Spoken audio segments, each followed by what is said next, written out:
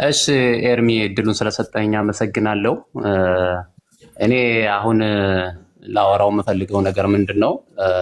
እኔ በኦርቶዶክስ ቤተክርስቲያን እንደማቀው ክህነት የሚመጣው በአባቶች በመሾም ነው እና ሹመቱ ሲመጣም ክርስቶስን በማወቅ ላይ የተመሰረተ አይደለም። የተለያዩ መጻሕፍትን ቅዱሳት መጻሕፍትን በማወቅም የተመሰረተ አይደለም። ይልቅ የቤተ ክርስቲያኒቱን ዜማ በመማር የሚመጣ የክህነት ሹመት ነው ያለው። አሁን ላይ ስመለከት መጽሐፍ ቅዱስንም ሳነብ ግን ክህነት እንደዛ እንዳልሆነ ተገንዝቤያለሁኝ። እኔ አስቀድሜ መናገር የምፈልገው ኦርቶዶክስነቴን አልጠላውም፣ ወደዋለሁኝ። ግን በከፊል የማልቀበላቸው ትምህርቶች አሉ። ይሄም በእኔ ላይ ትችትን አምጥቶብኛል እና በኦርቶዶክስ ክህነት አሁን ስመረምር ስመለከት የደረስኩበት እንደ መጽሐፍ ቅዱስ አይደለም። መጽሐፍ ቅዱስ የሚናገረው መንግስትም ለአባቱና ለአምላኩ ካህናት ላደረገ ነው ምናምን የሚል አለ። ራእይ ዮሐንስ አሁን መጽሐፍ እጄ ላይ ስለሌለ ነው፣ ልትደግፉ ትችላላችሁ። ክህነት የሚገኘው በእምነት ይልቁንም ያመኑ ሰዎች ካህናት እንደሆኑ መጽሐፍ ቅዱስ ይናገራል። ልታግዙ ትችላላችሁ፣ መጽሐፉን በማውጣት የምናየው ይሆናል። በኦርቶዶክስ ግን እንደዛ አይደለም። ምንም ያልተማረ ይልቁንም የኔ እሳቤ ያልተጠመቀ ሁሉ ያላመነ ብቻ ሳይሆን ያልተጠመቀ፣ ምክንያቱም እኔ በ40 ቀን የሚደረገው ጥምቀት ነው ብዬ ስለማላምን ማለት ነው። ያልተጠመቀ ሁሉ ካህን ዲያቆን ሆኖ እነሱ የሚናገሩት ሁሉ እግዚአብሔር እንደተናገረ ተደርጎ ይወሰዳል። እኔ ይህን አልቀበልም። እንግዲህ ከታች የምታዳምጡ ሰዎች ይሄ ነው ብላችሁ ስም ልትሰጡ ትችላላችሁ፣ መብታችሁ ነው። እኔም አልቀበለውን አልቀበልም። ነገር ግን በኦርቶዶክስ ክህነት የሚመጣው በአባቶች ሹመት ነው። ምን ታምናለህ፣ ስለ ቅዱስ ቃሉስ ምን ታውቃለህ ተብሎ አይደለም። ክህነት የሚመጣባቸው መንገዶች ይታወቃል። አንደኛ ቄሱ ሊያገለግልበት የሚችለውን የዜማ ትምህርት ያወቀ መሆን አለበት። አለዚያም ዲያቆኑ በዲቁና ሊያገለግል የሚችልባቸውን ዜማዎች ያወቀ መሆን አለበት። ክህነት በዚህ መንገድ ነው የሚመጣ። ይሄ ከመሆኑ የተነሳም ብዙ የስህተት ትምህርቶች በቤተ ክርስቲያኒቱ በካህናቱ በአገልጋዮቹ በኩል እየተሰራጩ ነው ያሉት። እንደ መጽሐፍ ቅዱስ አይደለም ብዬ ነው የምለው። ኤርሚ እሺ፣ ቴንኪው ወንድማችን።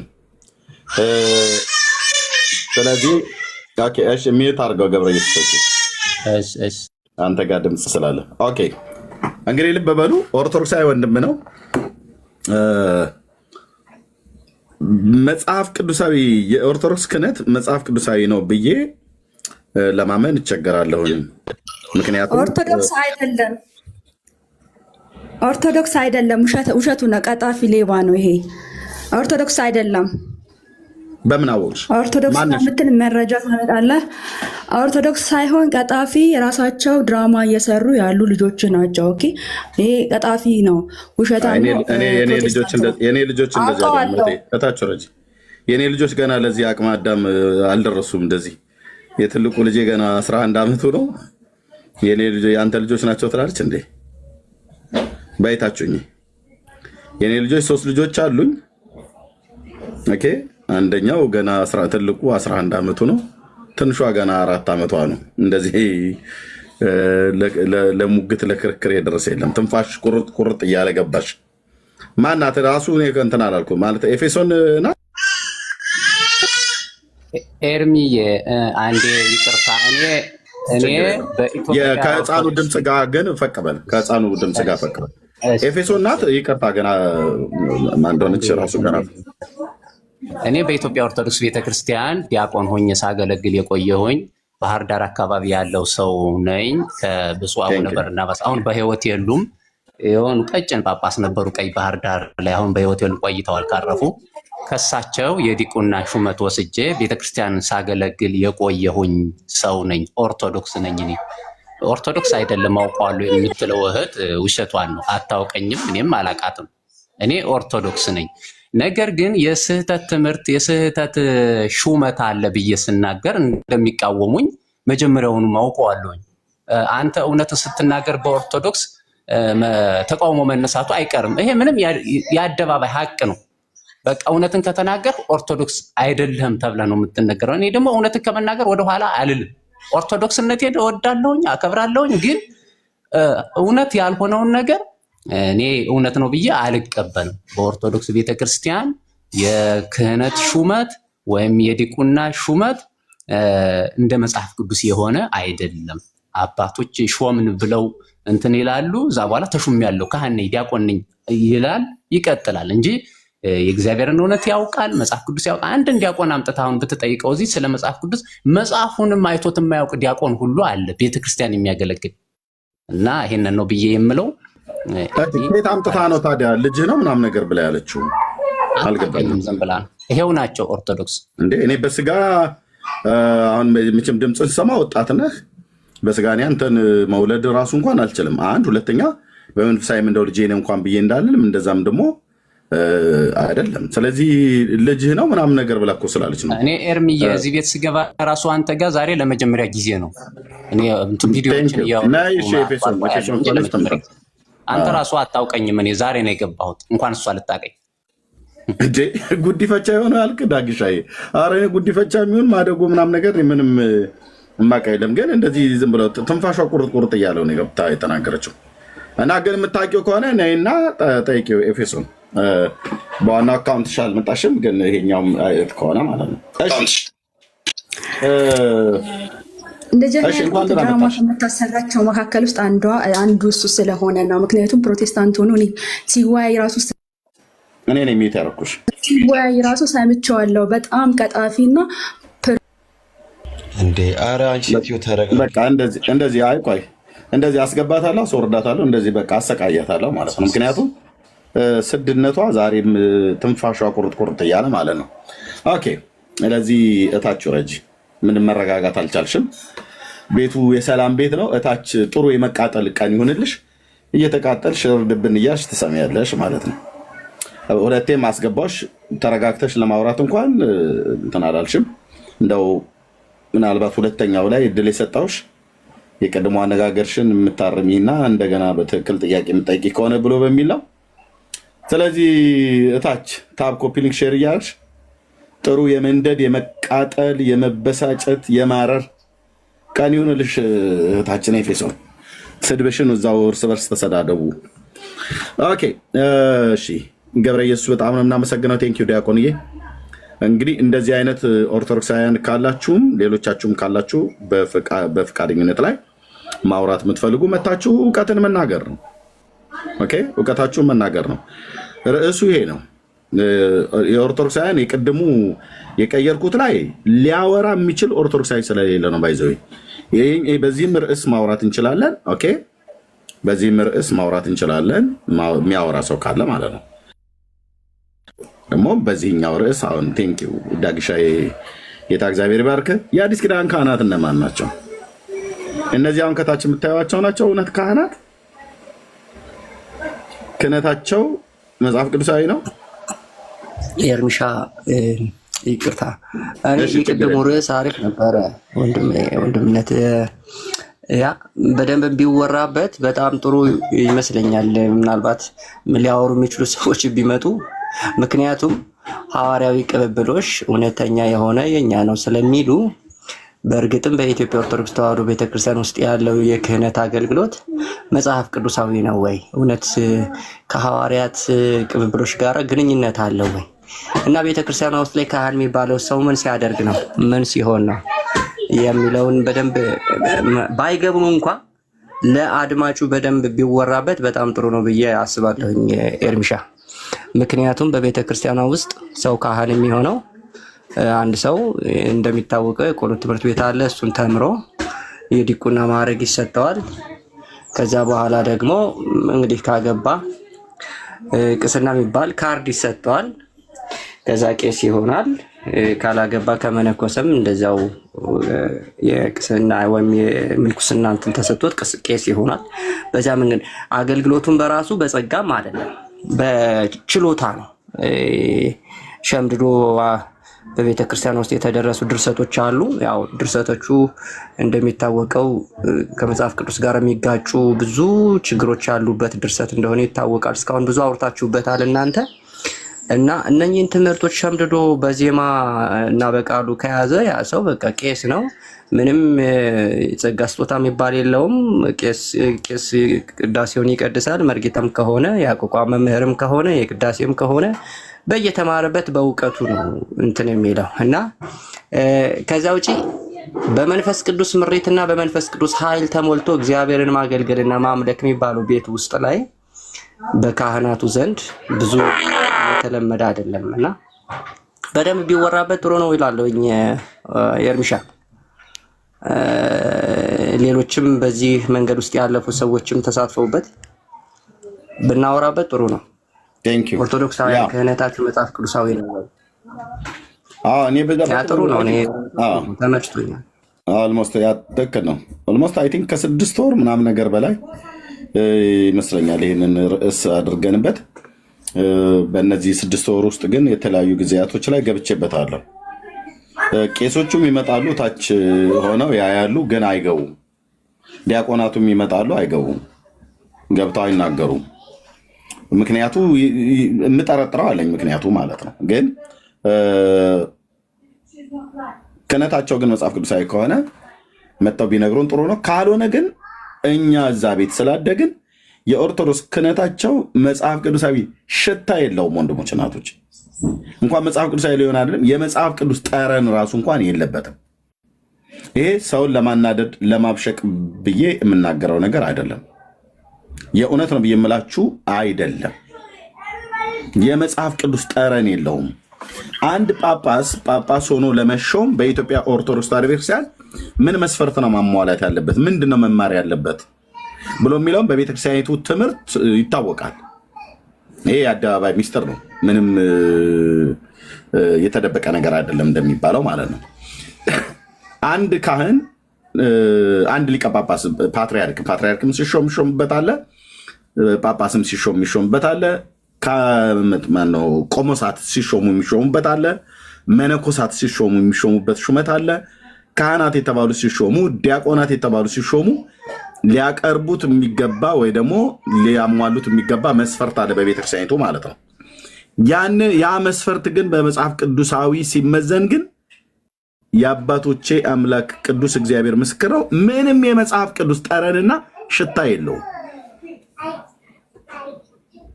አንዱም ጋር ነው ብዬ የምላችሁ ፓትርያርኩም ተብሎ በሚሾምበት ጋር መጽሐፍ ቅዱሳዊ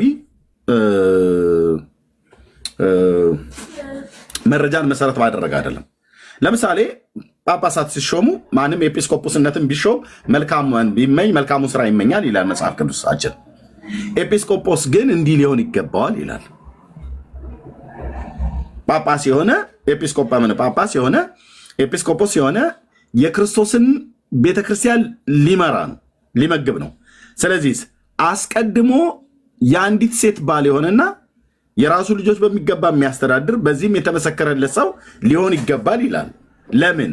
የእግዚአብሔርን መንጋ የሚያስተዳድር ሰው የራሱን ቤተሰብ ማስተዳደር ካልቻለ እንዴት ያን ሊያደርግ ይችላል ይላል መጽሐፍ ቅዱስ። ስለዚህ ጳጳሳት ሚስት ሊኖራቸው ይገባል እንደ መጽሐፍ ቅዱስ። አላገባም ብለው ካሉ ኦኬ፣ እሱኛው ምናልባት እንደ መጽሐፍ ቅዱስ ሊታይላቸው ይችላል። እሱኛውን ፓርትም ደግሞ ስለሚጠበቅ ማለት ነው።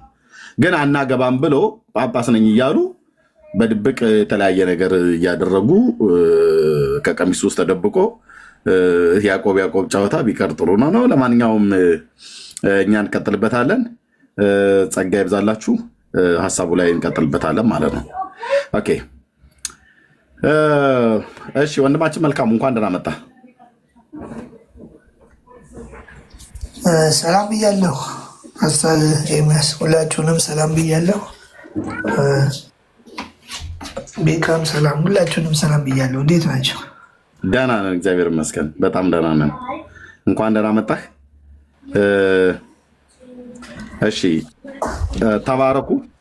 ስለዚህ በዚህ ጉዳይ ላይ እውቀት አለኝ የማውቀውን እንደ እግዚአብሔር ቃል ላወራ እችላለሁ ብሎ የሚል ሰው ካለ መምጣት ይችላል። እውቀቱን በጨዋነት ማድረግ ይችላል፣ መናገር ይችላል። ደቂቃ አይገደብበትም። ስለዚህ እንቀጥላለን። ካልሆነስ ሰነፍ ሰው ከመጣ በስንፍናው መጠን ልክ እናወርደዋለን ማለት ነው። ታች ሄዶ ታፕ ኮፒ ሊንክ ሼር ያደርጋል። ግን በእውቀት ሊያወራ የሚችል ሰው ካለ እድሉን እንሰጣለን ለማለት ነው። ቴንክ ዩ። እሺ ናቲ እንኳን ደህና መጣ። ናቲ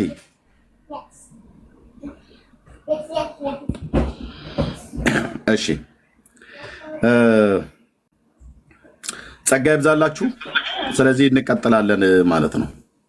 ኦኬ አሁን አገልጋይ የሆነ ቄስ፣ ዲያቆን፣ መነኩሴ መቼም ቆሞሳት እዚህ እንኳን አይመጡም፣ ግን ካሉም ቆሞስ አንድ ከዚህ ቤት መጥተዋል። ቆሞስ ግን በቃ ክህነት ነክ ነገር ያላቸው ሰዎች ወይም ደግሞ በነገረ መለኮቱ ዓለም ተምረናል፣ በደንብ የቤተክርስቲያኒቱን ነገር በጥልቀት እናውቃለን ከታሪክም አኳያ በክርስቶስ ቤተክርስቲያን ላይ እንደዚሁም ደግሞ ከመጽሐፍ ቅዱስም አኳያ ብሎ የሚል ሰው ካለ ያ ሰው መምጣት ይችላል። የእውነት የእውነት የእውነት የእውነት አስምሬ ደጋግሜ አስምሬ ገና ሀሳቡ ላይ ትንተናው ሳልገባ የምነግራችሁ የኦርቶዶክስ ቤተክርስቲያን የክህነት አሿሿም መጽሐፍ ቅዱሳዊ አይደለም አይደለም። አንዱም እንኳን መጽሐፍ ቅዱሳዊ ሊሆን አይደለም የመጽሐፍ ቅዱስ ሽታና ጠረን የለውም። ሽታና ጠረን እንዳለው የሚያሳውቁን ሰዎች ካሉ ግን እነሱ ሲናገሩ እውቀታቸውን ለማሽተት የተዘጋጀን ለመስማት ማለት ነው። መጽሐፍ ቅዱሳዊ መሆኑን አለመሆኑን ካስረዱን ማለት ነው። አንዱም አልኳችሁ ድቁናቸው መጽሐፍ ቅዱሳዊ አይደለም። የክህነት አሿሿም መጽሐፍ ቅዱሳዊ አይደለም። ምንኩስና ጭራሽ እንደውም እውነቱን ልንገራችሁ የምንኩስና ስርዓት የሰይጣን ስርዓት ነው። የእግዚአብሔርን የጽድቅ እውነት የሚቃወም ስርዓት ነው። ተስዓቱ ቅዱሳን የተባሉት አስገቡት ተብሎ የተባለው ወደ ምድራችን ማለት ነው። በቀጥታ የክርስቶስን መንገድ የሚቃወም ነው የምንኩስና ስርዓት ማለት ነው። ያመጡትም ሰዎች እዚሁ አለ። መጽሐፈ መነኮሳትም ስሬ ስላለ እናወራበታለን። የጵጵስናም ሹመት ተብሎ የሚባለውም ልክ እንደዚሁ ማለት ነው።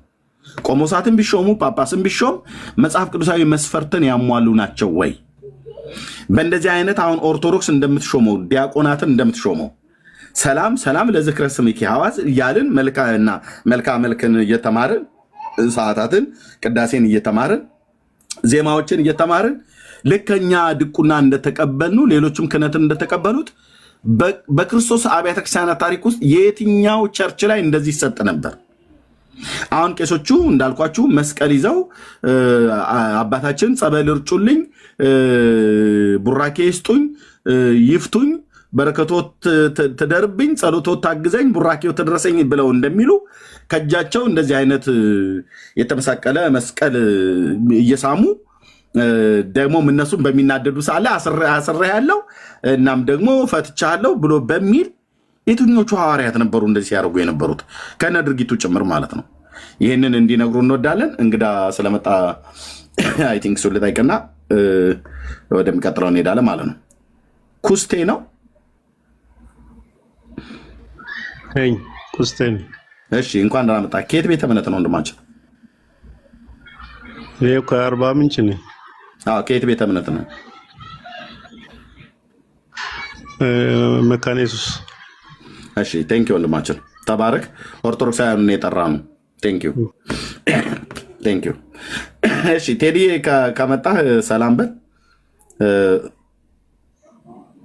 ከናን አንተ እኮ ነው የወረድከው። አይ ቲንክ ማን ነው አስወርዳው ነው ወይስ እንዴት ነው? ቴዲ የሚችል ከሆነ ሰላም በል፣ ከዛ እንቀጥላለን። እሺ የጌታ ጸጋና ሰላም ይብዛላችሁ ወንድሞች እህቶች፣ ሁላችሁንም በክርስቶስ ኢየሱስ ስም ሰላም ብያለሁ። ጥሩ ርዕስ ነው። ቅድም የነበረውም ያሁኑ ጥሩ ያስወራናል፣ ጥሩ ያነጋግረናል ብዬ አስባለሁ። ግን እንደተባለው ይገባሉ ወይ የሚለው ጥያቄ እንደተጠበቀ ሆኖ ማለት ነው። ጥርጣሬ ያለ አይደል? አዎ፣ ምክንያቱም ይሄ ቻሌንጅ ሊያደርጉት የሚችሉት ርዕስ አይደለም። በዚህ ርዕስ ላይ መረጃ ቀርበው ሀሳብ መሞገት ይችላሉ ብዬ አላስብም። ባህላዊ እንጂ መጽሐፍ ቅዱሳዊ እንዳልሆነ በደንብ ያውቁታል። በጥሩ ቃላት አስቀመጠው። ባህላዊ እንጂ መጽሐፍ ቅዱሳዊ አይደለም።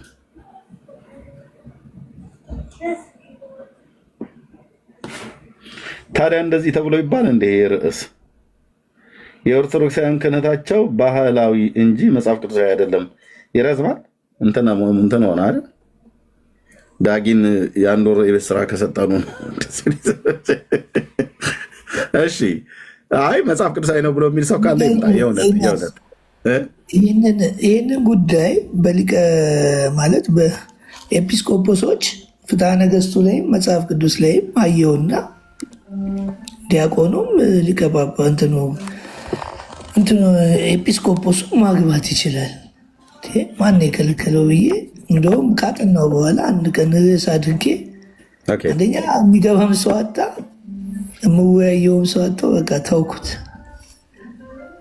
ኤጲስቆጶሱ ያገባል። ፍትሐ ነገሥት ላይም እኮ ነው፣ ሁለቱም ላይ። ጳጳስስ ያገባል እኮ ሊቀ ጳጳሱ ያው ጳጳስ አይደለ? ሊቀ ጳጳስ። ስለዚህ ማግባት እኮ ማን የከለከለው አልኩ። የሆነ ወቅት ላይ እያገቡ ሲያበዙ እንደውም ማለት ይሄ እኮ እንደውም ባለፈው አንድ ሰው ወለደ ተብሎ ሲከሰስ ነበር። ታዲያ እየከለከሉ ለምን አይወልድም? ማለት መፈቀድ ለምንድን ነው? ከየት ነው የመጣው? አንድ ሰው እስከዛሬ ድረስ መልሳት የተሰጠኝ የለም። ይኸው ፍትሐ ነገሥቱም ተቀምጧል። ዲያቆኑ ሁሉ እኮ እዛ ጋር ያግባ ነው። እንደውም በጣም ራሳቸውን ቅድም አንድ ነገር ስጠቅስ ነበረ። ራሱን ያልገዛ ቤተሰቡን የማያስተዳድር ቤተክርስቲያንን ሊመራ አይችልም። ስለዚህ ሊቀ ጳጳስ ይኸው እኔ ከፈለጉ ማስረጃ ፍትሐ ነገሥትም አለኝ እና በዚህ ጉዳይ አነሳው።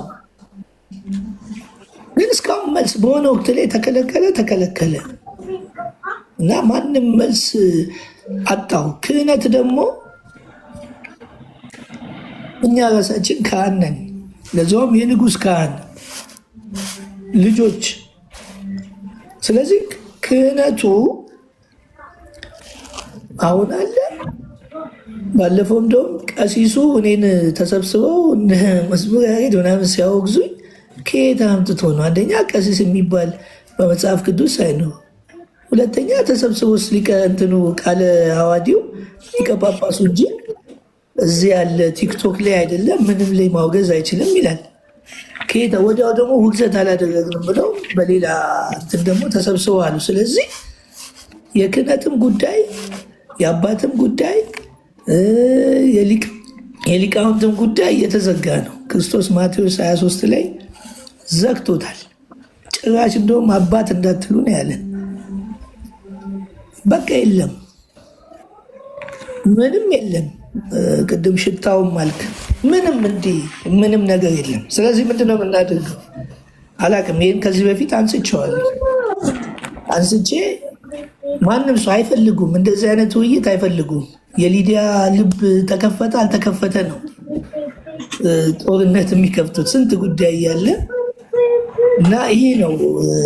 በዚሁ አጋጣሚ ወደ 335 ሰው ቢኖር ከጀርባ ደግሞ ብዙ ሺህ ህዝብ አለ እናውቃለን። ስለዚህ መጽሐፍ ቅዱስ ላይ የተጻፈውን በፈለገው መልኩ መሰረዝ አደጋ አለው። እንዳልከው ማለት ክህነቱ ላይ ምንም የለም። እኔ ድቁናውንም አይቼዋለሁ። ሁለት ወንድሞች ዲያቆኖች ናቸው። የኔ አባትም እኮ ካህን ነው። ዘሮቼ ቀሲሶች ምናምን ናቸው። ግን ዝም ብዬ በመጽሐፍ ቅዱስና በራሳቸው በተለይ የቀደመው መጽሐፍቱን ስታይ አይገናኝም። ምን እንደሚሻል አናውቅም። ማለት እንደዚህ አይነት ውይይቶች እንዲነሱ አይፈለግም። ከእንትና ጋር ማነው ይህ ከታድሶ የተመለሰው ማን ነው? ባለፈው እንዲሁም ኮራፕሽን ተፈጠረበት የተባለው እሱ ገባ። መምህር ማን ነው ገባና ይህን ጥያቄ አንተ ማነህ ጥያቄ ያደረገ ምን አገባ ምናምን ብሎ ሌላ ቤት ከፍቶ ሰደበኝ በምን እንደዚህ ተሳደበት ተብሎ ተወራ። የተሳደበው ሰውየው መምህር ከሆንክ እንዴት ይህን አታውቅም? ፍትሐ ነገሥት ላይ እንትኑ ኤጲስቆጶሱ አንድ ሚስት ትኑረው ፍትሐ ነገሥቱ ከመጽሐፍ ቅዱስ ወስዶ አባቶች እንደዚህ አስቀምጠው ሁለቱንም መጽሐፍ ጥሎ ወዲያ አስቀምጠው አይ ማግባት የለበትም። ከየት ነው የመጣው? የለም። እንደውም አንድ ጥቅስ ላይ ላልኩት ትዳርን የሚከለክሉበት ዘመን ይመጣል። ትዳርን ይከለክላሉ። ትዳር እኮ በጣም የሚገርም እንደውም መንፈሳዊ ነገር የሚገለጽበት በጣም እግዚአብሔር ከሰጠን በምድራዊ ላይ በንጹህና በቅድስና የምንኖርበት ልጅ ወልደን ትውልዶችን የምናፈራበት የእግዚአብሔር ቃል ብዙ ተባዙ ብሎ በትዳር ምድሪቷን የምንሞላበትን ነገር ተከልክሎ በራስ ተነሳሽነት ወይንም እንግዲህ በዛን ዘመን ልክ እንደሆኑ ታዋቂ በሚሆኑበት ሰዎች እንደፈለጉ ጽፈው ማስቀመጥ ልክ አይደለም። ማቴዎስ 23ንም ብናነበው ኢየሱስን እንስማ ባለፈው ብያለሁ። ኢየሱስን እንስማ ወይስ እናንተን እንስማ? ከዚህ በኋላ እንግዲህ ኢየሱስ ያለውን መስማት ስለምንፈልግ አይቻልም ካለን አይቻልም ነው። ማቴዎስ 23 ላይ ሊቅ ተብላችሁ ማትጠሩ ሊቃውንትም ተብላችሁ ምን አትበሉ ስላለን ይህንን ማቴዎስ እንግዲህ 23ን ደጋግመን ወይንም ሌሎቹንም መጽሐፍቶች ለእኛም የተሰጠንን ስልጣን አንደኛ አጋንንትን እንዳናስወጣ፣ ለበሽተኞች እንዳንጸልይ፣ ምዕመኑ ዝም ብሎ እንዲነዳ ሁሉን ለካህን ይሰጧሉ። ሁሉም አንተ ዝም በል ነው። አንተ ዝም በል ምዕመን አለ። አንተ ዝም በል አንተ ምን ታውቃለህ? ለምንድን ነው የማላውቀው? እያነበብከዋል። አንተ ዝም በል ነው የምትባለው። ለምን? ሁሉን ወደ እነሱ ይሄዳል። ይቅርታ ቤተሰብ፣ ሀሳቡ ላይ ትኩረት እናድርግ። ርዕሱ ላይ ስቲክ እናድርግ። ሮያል ገብቷል። በርዕሱ ላይ እንድንነጋገር ሀሳቡ ላይ ትኩረት እናድርግ። ኤርሚ አለ እየሄድን ነው። ኦኬ አንተ የምትጫወተው ለምን አትናገረን? አሁን ስድብ ሊጀምር ነው። ኦኬ ወንጌልን ልቀጥል ነው። እዚህ መጣ። እስቲ ስድብ ትንሽ ወንጌልን እንስማው። ምንድን ነው? ምን ተፈጥሮ ነው? ቤቱን ምራው። ጴንጤ ነኝ። መስቀል ትልቅ መስቀል አንገት ላይ አለ። ኦርቶዶክስ ገምተች ሮያል ቆይ ቴንክ ዩ እንኳን ደህና መጣችሁ። እንደገባህ መጣላት የለብህም። እሺ እዚህ ቤት ሰውን መሳደብ አይቻልም። ኦኬ በፍጹም አይቻልም። በእውቀት መሞገት አልሰደብኩትም። ራስን ለይ አውጣ ነው ያልኩት። በቃ ኦርቶዶክስ ነው ኦርቶዶክስ ነኝ ብለዋል። መብቱ ነው። መስቀል አድርጎ አይደል እንዲ እኮ መስቀል እና ታዲያ ኦርቶዶክሳውያን መስቀል አያደርጉም እንዲ? በቃ አሁን በእውቀት መስቀልም ያድርግ ታቦትም ተሸክሞ ይምጣ። እኛ ኦርቶዶክስ ብሏል። ኦርቶዶክስ ነው። ርዕሱ ላይ ነው ትኩረት ማለት እንኳን ደህና መጣችሁ። ርዕሱን ምን ያውቃል እሱ? ቆይ እውቀት የለው ምን የለው። እሺ እሱ እውቀት የለውም።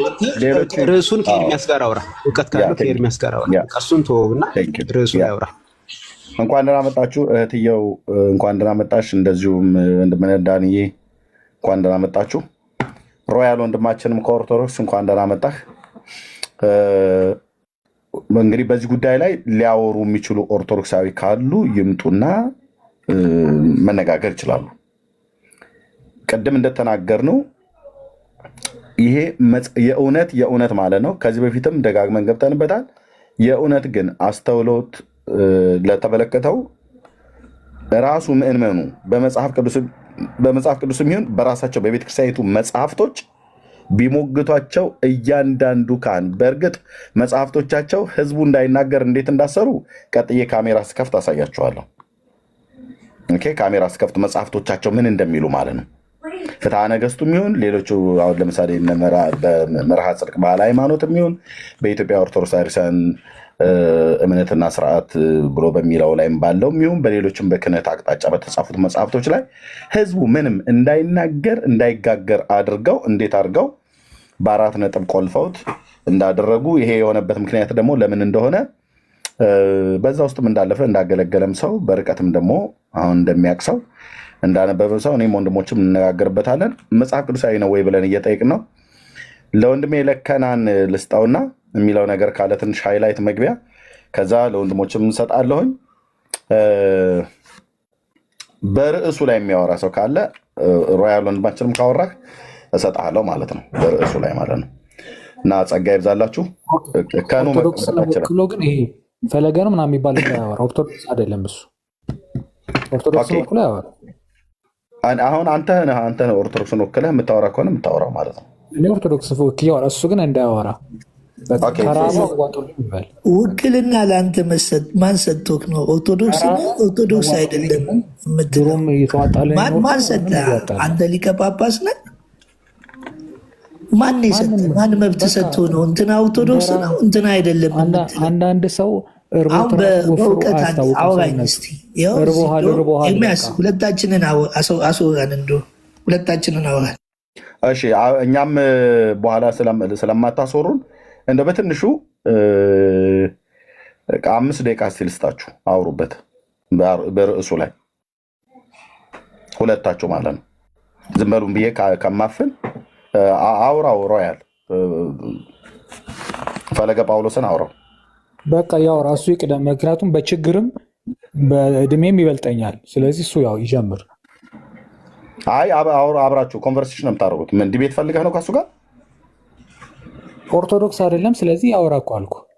እኔ ኦርቶዶክስም ይሁን ጴንጤም ይሁን ሙስሊምም ይሁን በርዕሱ ላይ አውሩ ነው ያልኩት። አሁን ቅድሚያ አሁን እንግዲህ ንግግራችሁን ስለሰማው ሁለታችሁንም ዝም በሉ ብዬ አፍኛችሁ እኛ ዝም ብለን ከምንናገር በመጀመሪያ የምትናገሩት ነገር ካለ አንተ ነህ ስትገባ ኦርቶዶክስ አይደለም ብለዋል፣ ጠይቀው አውሩ ትችላለህ።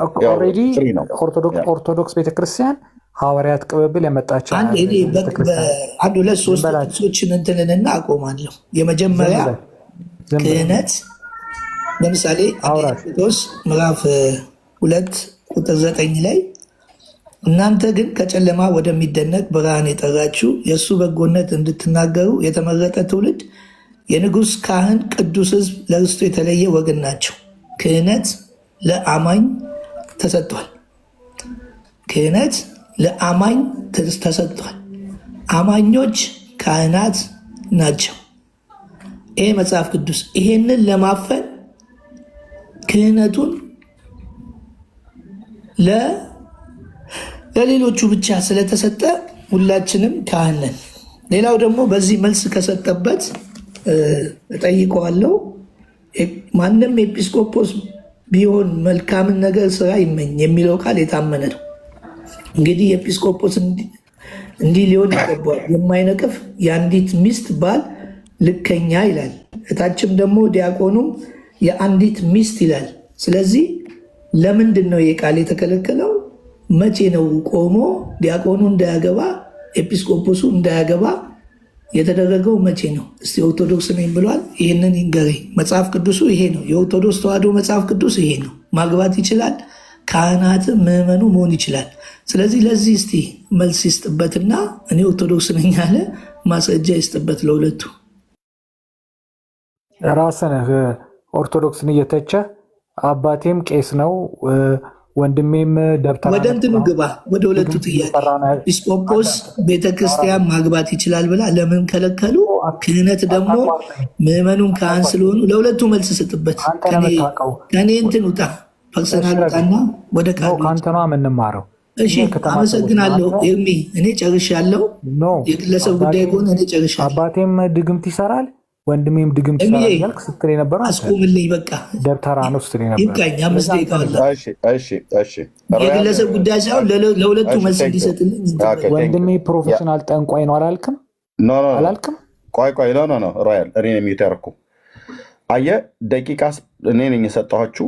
ከ5 እንደው ጥሩ በተግባቦት የምታወሩ ቢሆን ከ5 እስከ 10 ደቂቃ ሰጥቻችሁ ካስፈልገም እስከ 15 ደቂቃ ጨምርላችሁ ነበር። የእውነት ሁላችን ሚዩት አድርገን ማለት ነው። እሱ አወራለሁ ብሎ አለ። መጽሐፍ ቅዱሳዊ መረጃውን ጠቀሰ ከመጽሐፍ ቅዱስ ላይ ማለት ነው። እና በዚህ ጉዳይ ላይ መጽሐፍ ቅዱስ እንደዚህ ነው ብሎ የሚለው ፍትሐ ነገሥቱም እንደዚህ ነው ብሎ የሚለው የቤተክርስቲያኒቱን ጠቀሰ ማለት ነው። ለጠቀሰው ጥቅስ አንተ እንዳንድ ኦርቶዶክሳዊ ክህነታችሁ መጽሐፍ ቅዱሳዊ ነው ወይ ብሎ ለሚለው ርዕስ እዚህ ላደረግነው እሱ በጨዋነት ጥያቄውን አቀረበልህ። አንተ እንዳንድ ኦርቶዶክሳዊ መልስልኝ ብሎ ካለ በተጠቀሰው ላይ እንጂ አባቱ ሼካ ነበሩ፣ ካህን ነበሩ፣ ወንድሜ እንደዚህ ሆኖ ነበር፣ እናቴ አክስቴ እንደዚህ ብላ ነበረ ምናምን ነገር ይሄ ማያስፈልግም ሮያልዬ። ስለዚህ ከትልቅ አክብሮት ጋር ሌሎች ስላሉ ሮያልዬ ኤርሚያስ እወርዳለሁ ልነጋገርም አልፈልግም። ግን እሱ ራሱ መቼ ዕለት ምን ሲል ነበር መሰለ? አያስፈልግም።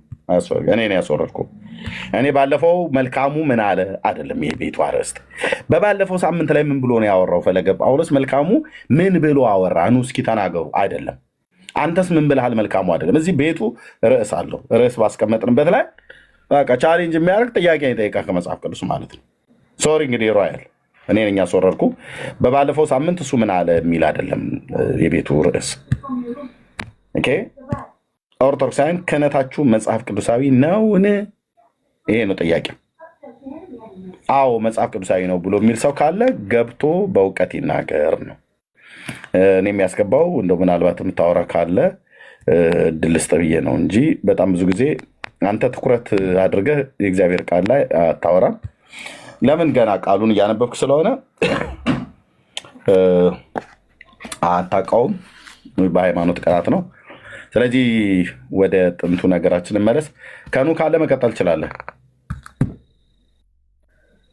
እሺ ተባረኩ። ወንድምነት ዳንዬ ሰላም አላለም። ሶሪ ግን ሶሪ ወንድምነት ሰላም ይበልና ከዛ ትቀጥላለህ። ዳንዬ አለህ? ሰላም ወንድሞች ሁላችሁንም ሰላም ብያለሁ። እህቶች ጌታ ጸጋና ሰላም ይብዛላችሁ። ሰላም ብያለሁ። ወንድምነት ተባረኩ። አሜን። ቴንክ ዩ ወንድምነት፣ እንኳን ደህና መጣ። ጸጋ ይብዛልህ። እንቀጥላለን ወገኖች። ታቡ እና ኮፒ ሊንክ ሼሩ በደንብ ይቀጥል። ከኑ ቀጥል። ቴንክ ዩ ቴንክ ዩ። ከታች ያላችሁ ወገኖች ይሄ በጣም ወሳኝ ርዕስ ነው። እኔ እንደውም ተቀጥቅጦ መሰራት አለበት ብዬ የማስበው ርዕስ ነው። ሼር አድርጉ ለብዙ ሰው፣ ለቻላችሁት ያክል ሰው ሼር አድርጉ። ታቡንም ከፍ አድርጉት። እንደዚህ ኮፒ ሊንክ ምናምን እያደረጋችሁ ይሄ በጣም ወሳኝ ርዕስ ነው። ምክንያቱም የኦርቶዶክስ መሰረት ካላችሁኝ ይሄ ርዕስ ነው። በቃ ኦርቶዶክስ የቆመችበት መሰረቷ ኢየሱስ ክርስቶስ አይደለም፣ ይሄ ነው። እያንዳንዱ አገልግሎቷ፣ እያንዳንዱ ትምህርቷ የሚሽከረከረው በዚህ ርዕስ ዙሪያ ላይ ነው። በተቻላችሁ አቅም በዚህ ርዕስ ላይ በደንብ መሰራትም አለበት።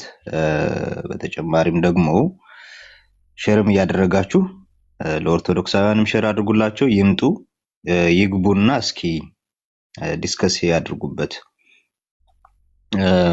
ወደ ርዕሱ ስገባ እንግዲህ በመጽሐፍ ቅዱስ ክህነት አራት አይነት ክህነት እናገኛለን። በመጽሐፍ ቅዱስ አራት አይነት ክህነት የምናገኘው፣ አንደኛው ክህነት የአሮን ልጆች ያላቸው ክህነት ነው። ሁለተኛው ክህነት የጌታችን የኢየሱስ ክርስቶስ ክህነት ነው። ሶስተኛው ክህነት መልከጼዴቅ ያለው ለኢየሱስ ክርስቶስ ክህነት ምሳሌ የሆነው ክህነት የመልከጼዴቅ አይነት፣ እንዲሁም ደግሞ የአብርሃም አማች የሙሴ አማች የነበረው የዮቶር አይነት ክህነትም አለ። አራተኛው አይነት ክህነት ግን አማኞች ያላቸው ክህነት ነው። የአማኞች ክህነት ነው። ይሄ ነው መጽሐፍ ቅዱስ ላይ ቁልጭ ተደርጎ የተቀመጠው። ከዛ ውጪ ግን አንድም አይነት ክህነት አናገኝም። ሌላ አይነት ክህነት አናገኝም መጽሐፍ ቅዱስ ላይ። ካህናት በብሉይ ኪዳን የነበራቸው አገልግሎትም እናውቀው ነው። እነዚህ የአሮን ልጆች እግዚአብሔር ሙሴን አሮንን ለይልኝ፣ ለክህነት ለይልኝ ብሎ ለየው። ልጆቹና የልጅ ልጆቹ በሙሉ የእርሱ የበኩር ልጆቹ እና የበኩር ልጆች የሆኑት በሙሉ ምን ይሆናሉ? ካህናት ይሆናሉ። የበኩር ልጅ የሚሆነው ሊቀ ካህናት ይሆናል። የበኩሩ ልጆች ደግሞ ልጆች በሙሉ ከበኩሩ በኋላ ያሉት ደግሞ ካህናት ይሆናሉ። ሌሎቹ ደግሞ የሌዊ ልጆች በአጠቃላይ የሌዊ የተባለው ደግሞ ማለትም አሮን የሚመዘዝበት ልጆች ደግሞ ምን ይሆናሉ? እነሱ ሌዋውያን ተብለው ካህናቶችን እነዚህን የአሮንን ልጆች የሚያገለግሉ ይሆናሉ። በቤተ መቅደሱ ዙሪያ ወይም ደግሞ በድንኳኑ ዙሪያ የካህናቶቹ በሚያስፈልጋቸው እገዛ፣ ለምሳሌ ከአንድ ቦታ ወደ አንድ ቦታ ሲንቀሳቀሱ እንትኑን ይሸከማሉ፣ ድንኳኑን ይሸከማሉ።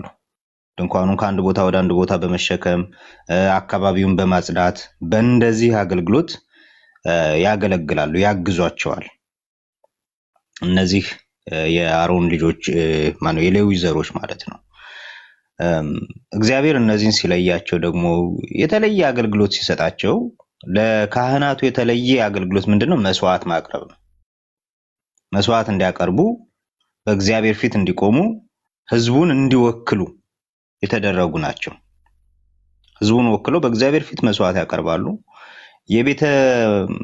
ይሄ የድንኳኑን ወይም ደግሞ ሰለሞን በቤተ መቅደሱን በሰራ ጊዜ ደግሞ ቤተ መቅደሱን እንዲያገለግሉ የተመረጡ ወይንም ደግሞ የተለዩ ናቸው። እነዚህ ልብስም የተለየ ልብስም አላቸው። ማለትም ቅድስናቸው የተለየ እንዲሆን አለባበሳቸውም የተለየ ነው። ይሄ የደረት ኪስ ያለው ኤፉድ እንዲለብሱ፣ ቀሚስ እንዲለብሱ፣ ዥጉርጉር ቀሚስ፣ መጠምጠሚያ፣ መታጠቂያ ያለው እነዚህን ነገሮች እንዲለብሱ በዘሁልቁ ላይ ታዘዋል ካህናቱ ማለት ነው። በቤተ መቅደስ ሲገቡ ንጹህ ሆነው ነው የሚገቡት። ታጥበው በንጽህና በቃ እግዚአብሔር ፊት ነው የሚቀርቡት። በመንቀጥቀጥ በመፍራት ነው የሚቀርቡት በእግዚአብሔር ፊት። የተለየ ስርዓትም አላቸው። ይባርካሉ። ለምሳሌ እግዚአብሔር ይጠብቅህ፣ ይራራልህ፣ ፊቱንም ያብራልህ እያሉ ይባርካሉ። 5 አይነት መስዋዕቶች አሉ። እነዛን 5 አይነት መስዋዕቶች ያቀርባሉ። በተለይ ደግሞ ዮም ኪፑር የሚባለው የታላቁ ሰንበትን ቀን ሊቀ ካህናቱ የጠቦት መስዋዕት አቅርቦ ወደ ቤተ መቅደሱ ቀርቦ የማስተሰሪያን ስራ ይሰራል። ይሄ ሁሉ ግን ምሳሌው ለአዲስ ኪዳን ነው። እንደው ዝም ብሎ እግዚአብሔር ደስ ብሎት ምናምን ነገር በጎችን ማሳረድ ፈልጎ እንደው አዲስ ልብስ ሽቶ ተቀብቶ ምናምን የሆነ የተለየ ልብስ ለብሶ ምናምን ነገር ሲቀርብ ምናምን አስደስቶት አይደለም። እግዚአብሔር ውጫዊ ነገር ምንም አይደለም። እግዚአብሔር የሰው ፊትን አይቶ አያደላም ይላል እግዚአብሔር ቃል ሲናገር። ውጫዊ ነገር የሆነው ነገር ምንም አይደለም ለእግዚአብሔር ውስጥ ነው እንዲጸዳ የሚፈልገው። ግን ይህ ሁሉ ለአዲስ ኪዳን ወይም ደግሞ ለሚመጣው ለመሲሁ ምሳሌ እንዲሆን ነው። ምክንያቱም በአዲስ ኪዳን በክርስቶስ ኢየሱስ በኩል የሚደረገው ኪዳን ሁሉንም በክርስቶስ ኢየሱስ ልብሶቻቸው ታጥበው እንዲቀርቡ የሚያደርግ ነው። እሱን ግን ከመምጣታችን በፊት የኦርቶዶክስ ክህነት ምን እንደሚመስል ባጭሩ ልንገራችሁ። የኦርቶዶክስ ክህነት ማለት አንድ ሰው ሲፈልግ የሚያገኘው ነው። ራሱ ፈልጎ የሚያገኘው ነው። እግዚአብሔር መርጦት አይደለም። እንደ አሮን ክህነት ዕብራውያን 7 ላይ ካነበባችሁ ምን ይላል መሰላችሁ? ሹመት ለወደደ ወይም ደግሞ ለራሱ ለመረጠ ሳይሆን ከሚሾመው ከሚሰጠው ከእግዚአብሔር ነው ይላል። የሚመርጠው እግዚአብሔር ነው ይላል። የኦርቶዶክስ ክህነት የሚባለው ግን የተለዩ ሰዎች ምናምን ነገር የሚሰሩት ግን ራሳቸው ፈልገው ነው። አሁን እኔ ነገ ተነስቼ ካህን ልሁን ብል ቀላል ነው። ምን አደርጋለሁ? ይሄድና ቤተ ክህነት የሆነ የሚሸመደድ ነገር ይሰጡኛል። ያችን ሸምደድ አድርጋለሁ። የሆነ ዜማ ነገር ምናምን ነገር ያስተምሩኛል። ያችን እንትን እላለሁ። ከዛም በኋላ ጳጳሱ ፊት ቀርቤ ያችን የሸመደድኳትን ነገር አነበንብለታለሁ። በል ከዛሬ ጀምሮ ካህን ሆነሃል ይለኛል። አያችሁ፣ በዚህ መልኩ ነው። በቃ አንተ የሚጠበቅብህ የሆነ ሽምደዳ ነው። አንተ ነህ የምትመርጠው እንጂ እግዚአብሔር አይደለም የሚመርጥ። አንተ ነህ ያንን ነገር የምታደርገው እንጂ በእግዚአብሔር ምርጫ አይደለም። የመጽሐፍ ቅዱሱ ክህነት ግን ስናየው የሚመርጠው ራሱ እግዚአብሔር ነው የሚለው። ልክ እንደ ብሉይ ኪዳን አይነት ስርዓትም ያለው ነው። ይህ አሁን ከብሉይ ኪዳን ስርዓት ጋር ላመሳስልላችሁ። አሁን ለምሳሌ የብሉይ ኪዳን ስርዓት የምታስታውሱ ከሆነ የተለየ ልብስ ይለብሳሉ። በኢትዮጵያ ኦርቶዶክስ ቤተክርስቲያን ካህናትም ደግሞ ስትመጡ ልብስ አላቸው፣ የተለየ ልብስ።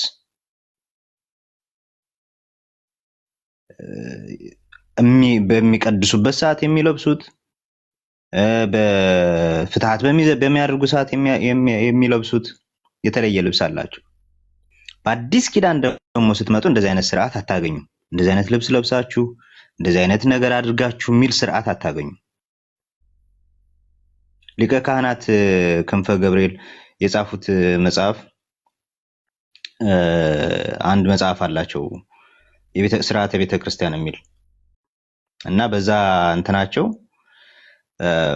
ካህናት ስለሚለብሱት ልብስ በደንብ ዝርዝር ያስቀምጣሉ። በቃ እንደዚህ አይነት ልብስ ነው መለበስ ያለበት በእግዚአብሔር ፊት ለመቅረብ ብለው እንትን ይላሉ። በአዲስ ኪዳን ግን እኛ የአዲስ ኪዳን ካህናት ወይም ደግሞ እውነተኛው ክርስቲያኖች ምንድነው ልብሳችን የተባለው? ክርስቶስን ለብሳችኋል ነው የተባልነው። እኛ ልብሳችን መንፈሳዊ ነው፣ ውጫዊ አይደለም፣ ውስጣዊ ነው።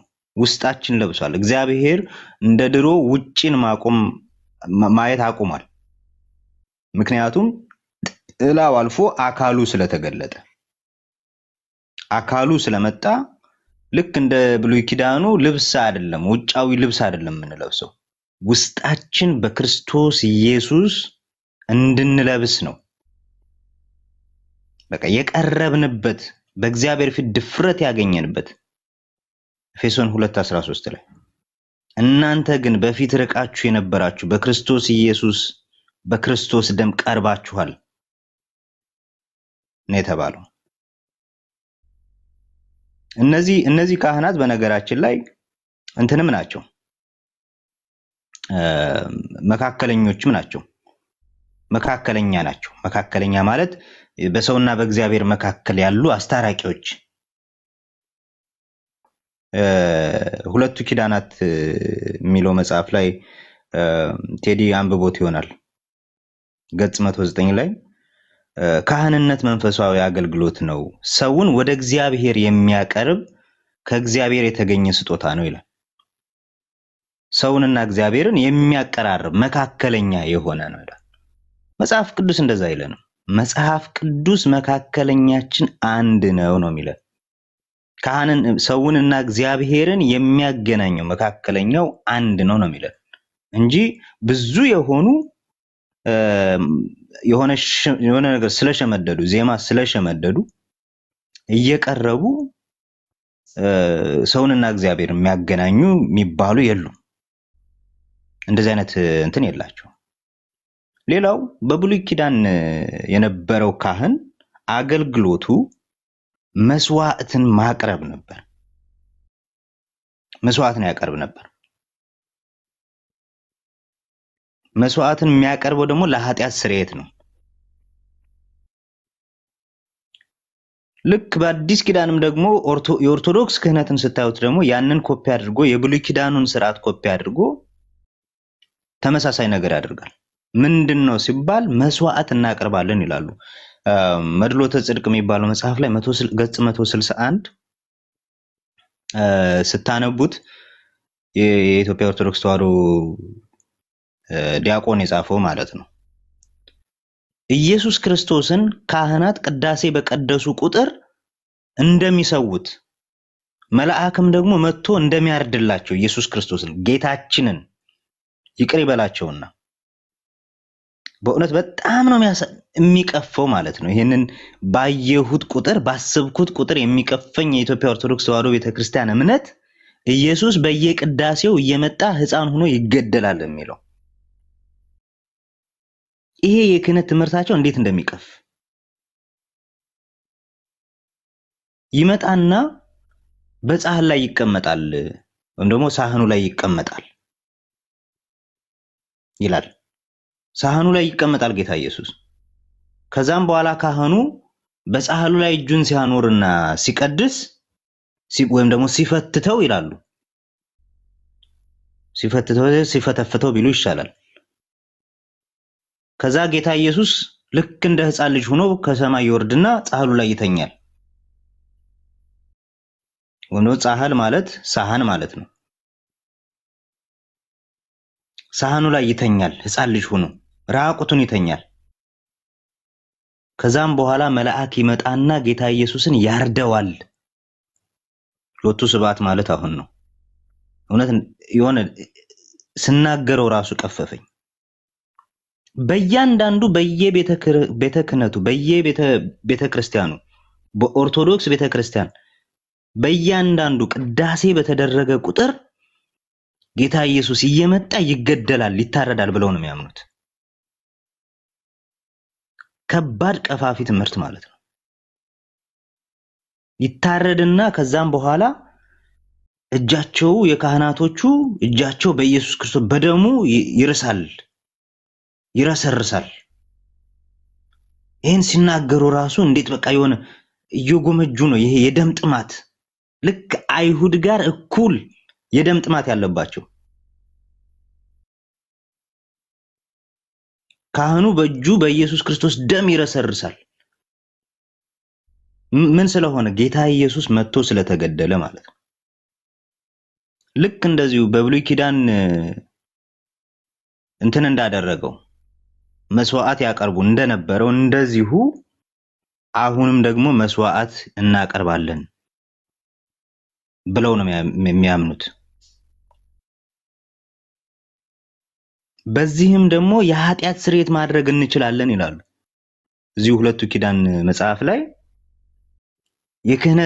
የክህነተ ሐዋርያት ስልጣን ፍጹምነት ኃጢአተ ምእመናንን ማስተሰረይ ብቻ ሳይሆን የእርሱን ቅዱስ ስጋና ክቡር ደም እየፈተቱ ለመመን ማቅረብ ነው ይላል። ስለዚህ ኃጢአትም የሚያስተሰረዩ ናቸው በእግዚአብሔር ፊት የሚሉ ነው ብለው ነው የሚያስቡት። በአዲስ ኪዳንስ እንግዲህ ከጴጥሮስ በላይ ሰው አለ ወይ? ከጴጥሮስ በላይ እንደው ክህነት ተሰጥቷል፣ ለየት ያለ ክህነት ለሰዎች ተሰጥቷል ከተባለ ከጴጥሮስ በላይ የሚሆን የለም። የሐዋርያት ሥራ ምዕራፍ 8 ላይ ጠንቋዩ ሲሞን መጥቶ ጴጥሮስን እንግዲህ እግዚአብሔር ይቅር እንዲለኝ ለምንልኝ ሲለው ምንድነው ያለው? ጴጥሮስ እለምንልሃለሁ እግዚአብሔር ይፍታህ አላለውም። ቆይና ልባርክህ እና መስቀል ይዣለሁ ላሳልምህና እግዚአብሔር ይፍታህ ምናምን አላለውም። ማይሰራ ኃጢአት እግዚአብሔር ይፍታህ ምናምን ብሎ አላከውም። ሂድና ኃጢአትህን እግዚአብሔር ይቅር ይልህ እንደሆነ ለምን ያለው። ራስ ለምን ቀጥታ። እኔ መካከለኛ አይደለሁም፣ እኔ ኃጢአት ማስተሰሪ መካከለኛ አይደለሁም ያለው። የኃጢአትን ይቅር ይልህ እንደሆነ እግዚአብሔርን ሄድና ለምን አለ እንጂ ና በል 4 ሱባኤ እሰጥሃለሁ 40 ስገድ 100 ምናምን ስገድ በል መንፈስ ቅዱስን ነውና ያሳዘንከው እንደው ላንተማ 1000 ነው ማሰግድህ። አንዳንዱ ካህን እንደውም በጣም የሚጠላው ምዕመን ካለ በጣም ብዙ ስግደት ይሰጠዋል። 2000 ምናምን እንትን ማያበላው ከሆነ እየጠራ ትንሽ አረቄም ማያጠጣው ከሆነ ውስኪም ማይሰጠው ከሆነ እንትንም ዳቦ ምናምንም እየቆረሰ ማይሰጠው ከሆነ የሚያናደው ከሆነ በላንተ በጣም የከባድ ኃጢአት ነው ይለዋል። ከባድ ኃጢአት ነው በል 4000 ስገድ ይለዋል። ስትራፖ ያስይዘዋል ማለት ነው። ሰውየውን ከስራ ራሱ ያስቀረዋል። በጣም የሚወደው ከሆነ ደግሞ በል እኔ ጾምልሃለሁ እኔ እሰግድልሃለሁ ይላሉ። የሚወደው ከሆነ ደግሞ ትንሽ የሚያቀርበው ምናምን ከሆነ እየጠራ ምሳም ቁርስም ምናምን የሚጋብዘው አይነት ሰው ከሆነ ደግሞ ካህኑ እኔ ጾምልሃለሁ እኔ እሰግድልሃለሁ ይለዋል። እውነተኛ ታሪክ ነው የምነግራችሁ። በነገራችን ላይ እውነተኛ ታሪክ ነው የምነግራችሁ፣ እየቀለድኩ አይደለም። እኔ ያየሁትን ነው የምነግራችሁ። እኔ ግድ የለም አንተ አትጹም ገብረ ማርያም ገብረ ኢየሱስ እኔ ጾምልሃለሁ ግድ የለም እኔ እሰግድልሃለሁ አንተ አትስግድ ችግር የለም ተባብለው ይወሳሰዳሉ፣ የራሳቸው ይወስዳሉ። እንደዚህ ይሄን ያህል ነው በቃ በህዝቡና በእግዚአብሔር መካከል ቁመው እግዚአብሔርን ልክ የሚፈቅዱላቸው እግዚአብሔርን የሚያግዱት የሚፈቅዱት ለሰው ሆነው ያሉት ማለት ነው። ያ መካከለኛ ራሳቸውን አድርገው መጽሐፍ ቅዱስ እንደዚህ አይነት ስርዓት አልሰጠንም። እንደው በትንሹ ለሙታን እስከ መጸለይ ለሙታን ይጸልያሉ።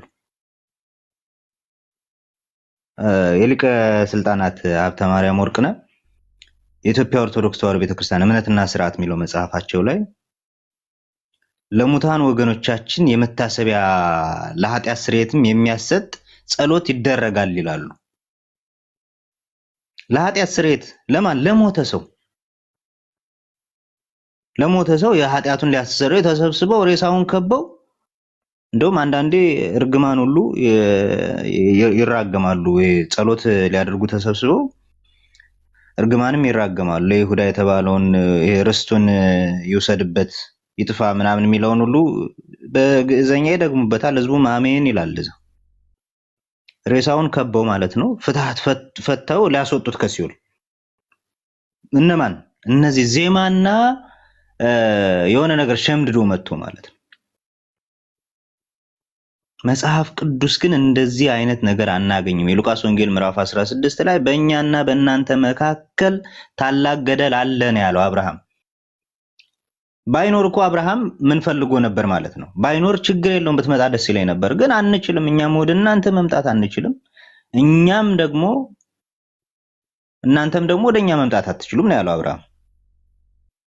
እንዴ አብርሃም ለዛ ሰው እኮ ያዝኖለታል እኮ ያዝንለታል። አብርሃም ማስወጣት ያልቻለውን ከሲኦል እዚህ የሆነ ግዕዘኛ ሸምድጄ ስላነበነብኩ አስወጣዋለሁ ብሎ ማለት በጣም ከባድ እኮ እንትን ነው፣ ድፍረት ነው።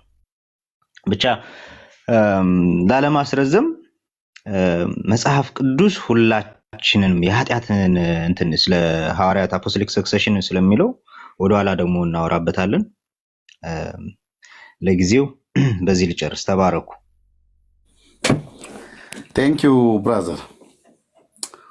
እንደዚህ በመረጃና በእውቀት ሲወራ እንዴት ደስ ይላል። ኦኬ እንግዲህ ሌሎችም ወንድሞች በዚህ ጉዳይ ላይ ትናገራላችሁ። መጽሐፍቶች አሉ ዛሬ ብቻ ገልጠን ማንጨርሳቸው። ይህንን ርዕስ ግን ጌታ ይረዳናል። ቴዲዬም አንተ ጋር ባለ መረጃ ተዘጋጅበት። ዳንዬም እንደዚህ ዳግሻም ከኑም ካለህ በደንብ ተዘጋጅበት። እኔ ጋር ወደ 3 መጽሐፍቶች አሉ።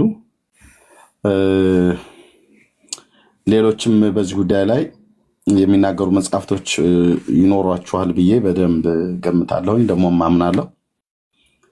ይሄ ነገር በደንብ አድምተን ነው የምንናገረው ማለት ነው፣ የእውነት ለመናገር እና ከዚህኛው ቀጥሎ በዚህ ማለት ነው።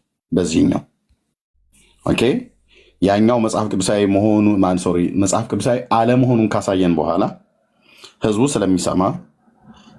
ስለሚሰማ ዩቲዩብም ላይ ስለሚቀመጥ ኦኬ ታዲያ አሁን ባለንበት በአዲሱ ኪዳን በሚሻለው ኪዳን ውስጥ የአዲስ ኪዳን ካህናት እነማን ናቸው? ታዲያ የኦርቶዶክሱ ካህናት ክህነታቸው መጽሐፍ ቅዱሳዊ አይደለም ብላችሁ ካላችሁ ታዲያ በአዲስ ኪዳን ካህን የለም ወይ ብሎ የሚል ጥያቄ ህዝቡ ዘንድ ቢያጭር ተገቢ ነው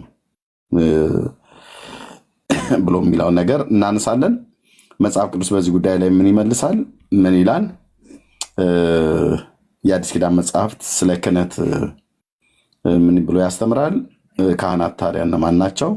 ያንንስ ከማን ተቀበሉት ብሎ የሚለውን እናያለን ማለት ነው። ስለዚህ ግን ይሄኛውን በደንብ አድምተንበት ከተናገርን በኋላ ነው ወደዛኛው የምንመጣው። በተከታታይ በዚህ እንቀጥልበታለን። ከቻላችሁ እዚህ ያላችሁ ወንድሞች እንደ መቼም ቤት በምትከፍቱ ሳለ እንደነ ወንድምነት አይነቶች ወንድሜ መልካሙ ከከፈትክ በዚህ ርዕስ ላይ ቤት ከከፈትክ እንመጣለን፣ የሚመጡ ከሆነ ማለት ነው።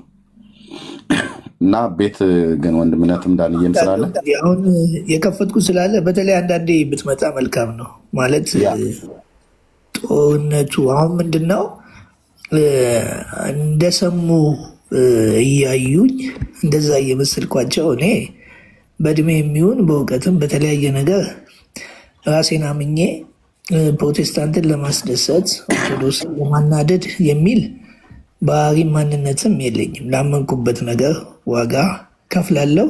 በፊትም እየከፈልኩ ነው የምኖረው። አይገናኝም እኔ ጋ እና ምንድን ነው አሁን የጀመርኩት የምስራቹን ወንጌል በጣም ተያይዘን ባይለኛው ይታወቀኛል። እንዴት የእግዚአብሔር መንፈስ በጣም እኔ እንጂ አሁን እኮ ራሴንም ማወቅ አቅቶኛል። ምንድን ነው የተፈጠረው በህይወቴ ላይ? ምን አይነት ለውጥ ነው? ማለት የእግዚአብሔር መንፈስ ምን እያሰብ ማለት ለራሴ እየደነቀኝ ነው ማለት በጣም ትሁትም አድርጎኛል። የሁሉ ስድብ የሁሉ ማት አሁን እሑድ ቀን በቤተ ክርስቲያን ፋዘር በሚያገለግልበት ንስሐ አባት ሰብስበው የማውገዝ ፕሮግራም አላቸው። ችግር የለውም። ከልቤ የማይወጣ ኢየሱስ ክርስቶስን ከሰው ብርቅ ምንም የሚደንቀኝ ነገር የለም። ግን ሊያዝኩት ነገር ከምሬ ነው። እኔ የእግዚአብሔር መንፈስ በጣም በኃይለኛው እየሰራ ስለሆነ ከምር ተያይዘን መስራት አለብን። በቃ ለዚህ ነገር እስከ ህይወት መስዋዕትነት ከፍላለሁ ብዬ ቆርጬ እስከተነሳው ድረስ በጸሎቱ በተለያየ ነገር እኔ ከሃይማኖት ከወይንም ከእንትን አይደለም ጉዳይ በቃ ትልቅ ስራ የወንጌል ስራ መሰራት አለበት ብዬ ስለማምን እየመጣን ለሰዎች አስፈላጊውን ሆነ ትናንት እንደውም በብዙ ማለት ሰሞኑ ጥሩ ነው እያቀረብክ ያለሁት። ይህንንም አጠናከር ብንቀጥል አሁን እያየሁ ነው በሌላ ሞባይል ሰሙ ልክ እውቀት እንዳለው ሰው የሆነ ነገር ይለፈልፋል። እንግዲህ ከኔ ጋር አንድ ቀንም ቁጭ ብሎ የማያወራ ሰው ነው እና ምን ልል ነው ጠንከር አድርገን ቤተክርስቲያን በጣም ሚሊዮን ህዝብ ይፈልገዋል። ቤተክርስቲያንም ውስጥ ያሉ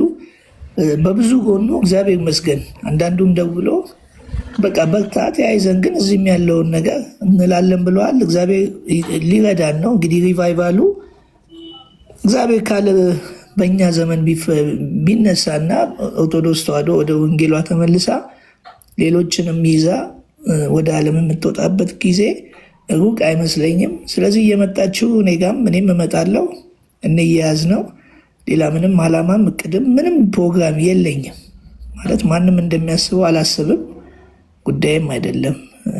ላመንኩበት ነገር ግን ችግር የለብኝም። ስለዚህ ዛሬ በኋላም እከፍታለሁ፣ ሌሎችም እየመጣን እንያያዝ። በቃ እኔ እግዚአብሔር መንፈስ በኃይለኛው እኔ ለራሴ ገርሞኛል። ማለት ምንድን ነው የተፈጠረብኝ በህይወቴ ማለት አሁን የምናገረውን ሁሉ እኮ አንዳንዴ አላውቅም ምን እንደተፈጠረ አላውቅም። መጽሐፉም ራሱ ይህ የወንጌል የፍቅሩ የክርስቶስ የፍቅሩ መንፈስ በመንፈስ ቅዱስ ፈሰሰ የሚለው ነገር በቃ ዝም ብሎ ይፈስብኛል። እየሆነ ያለው ነገር ለእግዚአብሔር እንተወውና እንበርታ። ትልቅ ሪቫይቫል እየተነሳ ነው። በጣም እስኪደንቀኝ እስኪገርመኝ ለራሴ እኔ ፈንጂ አብካኝ አይደለሁም። ፈንጂ አብካኝ ከስህተቱ ላይ መለስ ይችላል። ፈንጂ የሚያበክን አንዴ ከፈነዳ ፈነዳ ነው። እኔ አሁን እየሆነብኝ ያለው የእግዚአብሔር መንፈስን ምን እንዳደረገኝ አላውቅም። ማለት ምንድን ነው የሚሆነው? እውነት ዝም ብሎ ይፈሳል። እውነት ነው የምናገራት በሙሉ እውነት ነው። ስለዚህ መንፈስ ቅዱስ በህይወቴ እየተናገረ ነው እሱ እንጂ እኔ አይደለሁም። እኔን ካያችሁኝ ከብዙ ጎን ከታች ጀምሮ ብታዩኝ በስህተት በኃጢአት በብዙ ነገር ድካም ያለብኝ ነው። አሁን ግን የእግዚአብሔር መንፈስ እየተናገረ ነው፣ እኔ አይደለሁም። ስለዚህ እንዲያዝ ኤርሚ በጣም ቴንኪዩ። ቤት ምንትን ያው አንተ ቤት ደግሞ መምጣት እዛ ቤት አደጋ ነው፣ ግን ተያይዘን እንቀጥላለን። እግዚአብሔር ይመስገን። በጣም አመሰግናለሁ ችን ጊዜ ስለሰጠኝ። እሺ ቴንኪዩ ወንድሜ። መልካሙ እናወራለን በውስጥም ወደዚህ ደረጃ ላይ ከደረስክ እንደዋወል፣ በውስጥ ቴክስት እንደራረጋለን። እውነት ነው ፈንጂ አምካኝ ብቻ ነው ከስተቱ የማይማረው እንጂ ሌላው ከስተቱ ይማራል። በእርግጠኝነት ከልጅነት ጀምሮ የቀመስከው እግዚአብሔር ፍቅር በክርስቶስ ኢየሱስ በልብህ የፈሰሰ ያ እውነት አለ። ሌሎች ውስጥም ያ እውነት አለ። ያው ሀሳባቸው ሲካሰስባቸው ብሎ እንዳለ ቅዱስ ጳውሎስ የምድራዊ ነገር የስጋ ነገር ከመንፈሳዊ ነገር ጋር እየተጋጨባቸው ካልሆነ በስተቀር እየሰማናቸው እኮ ነው። አንዳንዴም ጠጥተው የሚሆኑ ሳይጠጡ ዙሪያቸው ጨለምልም ሲልባቸው በሰዎች ማጀብ ውስጥ ሆነው የክርስቶስ ፍቅር ናፈቀኝ እያሉ ሚዲያ ላይ እኮ ሲያለቅሱ እያየናቸው ነው። ጠረኑ ናፈቀኝ ጌታ እያሉ ማለት ነው። በምንም አይነት መልኩ አይወጣም። በተቀመጡበት ካፌና ሬስቶራንት ውስጥም ሲያለቅሱ ሁሉ ጭምር አይተናቸዋል። ካሜራ ከፍተው ምን እንደሆንኩ አላውቅም፣ ግን በጣም ብለው ሲያለቅሱ ሁሉ አይተናል። እና እነሱ ላይገባቸው ይችላል፣ እኛ ግን ይገባናል። እና በመንፈስ ቅዱስ በልባችን የፈሰሰ የክርስቶስ ፍቅር ያ ነው። እና ያንን ደግሞ በፍጹም ሰው ሕሊናውን ካልጣለ በስተቀር ዲናይ ሊያደርገው አይችልም። አንተ ወንድማችን ነህ። በባለፈው በተሳሳትክበት ላይ በጌታ ፊት ጨርስ። ወንድሞችንም ደግሞ በጌታ ያመኑትንም ወንድሞችና እህቶችንም ይቅርታ መጠየቅ ባለበት ነገር ላይ ጠይቅ። ወንድማችን የተባረክ ክርስቶስ ኢየሱስ በደሙ የገዛህ ነህ። የተለያየ ሊሆን ይችላል እንጂ እኛም በየመንገዳችን እኮ በአንድም በተዘዋዋሪ መንገድ የተሳሳትንባቸው የተጸጸትንባቸው ጊዜዎች ነበሩ እና ዌልካም ነው ብለን የምንለው ቴንኪው። በውስጥ እናውራ፣ እዛ እንመጣለን። የወንጌል ልብ ካላቸው ሰዎች ጋር ለማገልገል አላማ ካላቸው ሰዎች ጋር ለማገልገል ወደኋላ ወደፊትም አንልም ለማለት ነው። ቴንኪው ወንድማችን። ኦኬ ዳግሻ ትችላለህ። ለአንተ ቅድሚያ ያልሰ ከዛ ለቴዲዬ ከዛ እንደዚህ ለወንድምነት ለዳንዬ እንደዚህ አድርገን ለቤካም ለእህትዬም ሰጣታለሁ። ዳግሻ ትችላለህ። ስራ ቦታ ላይ እንዳለ አውቃለሁ።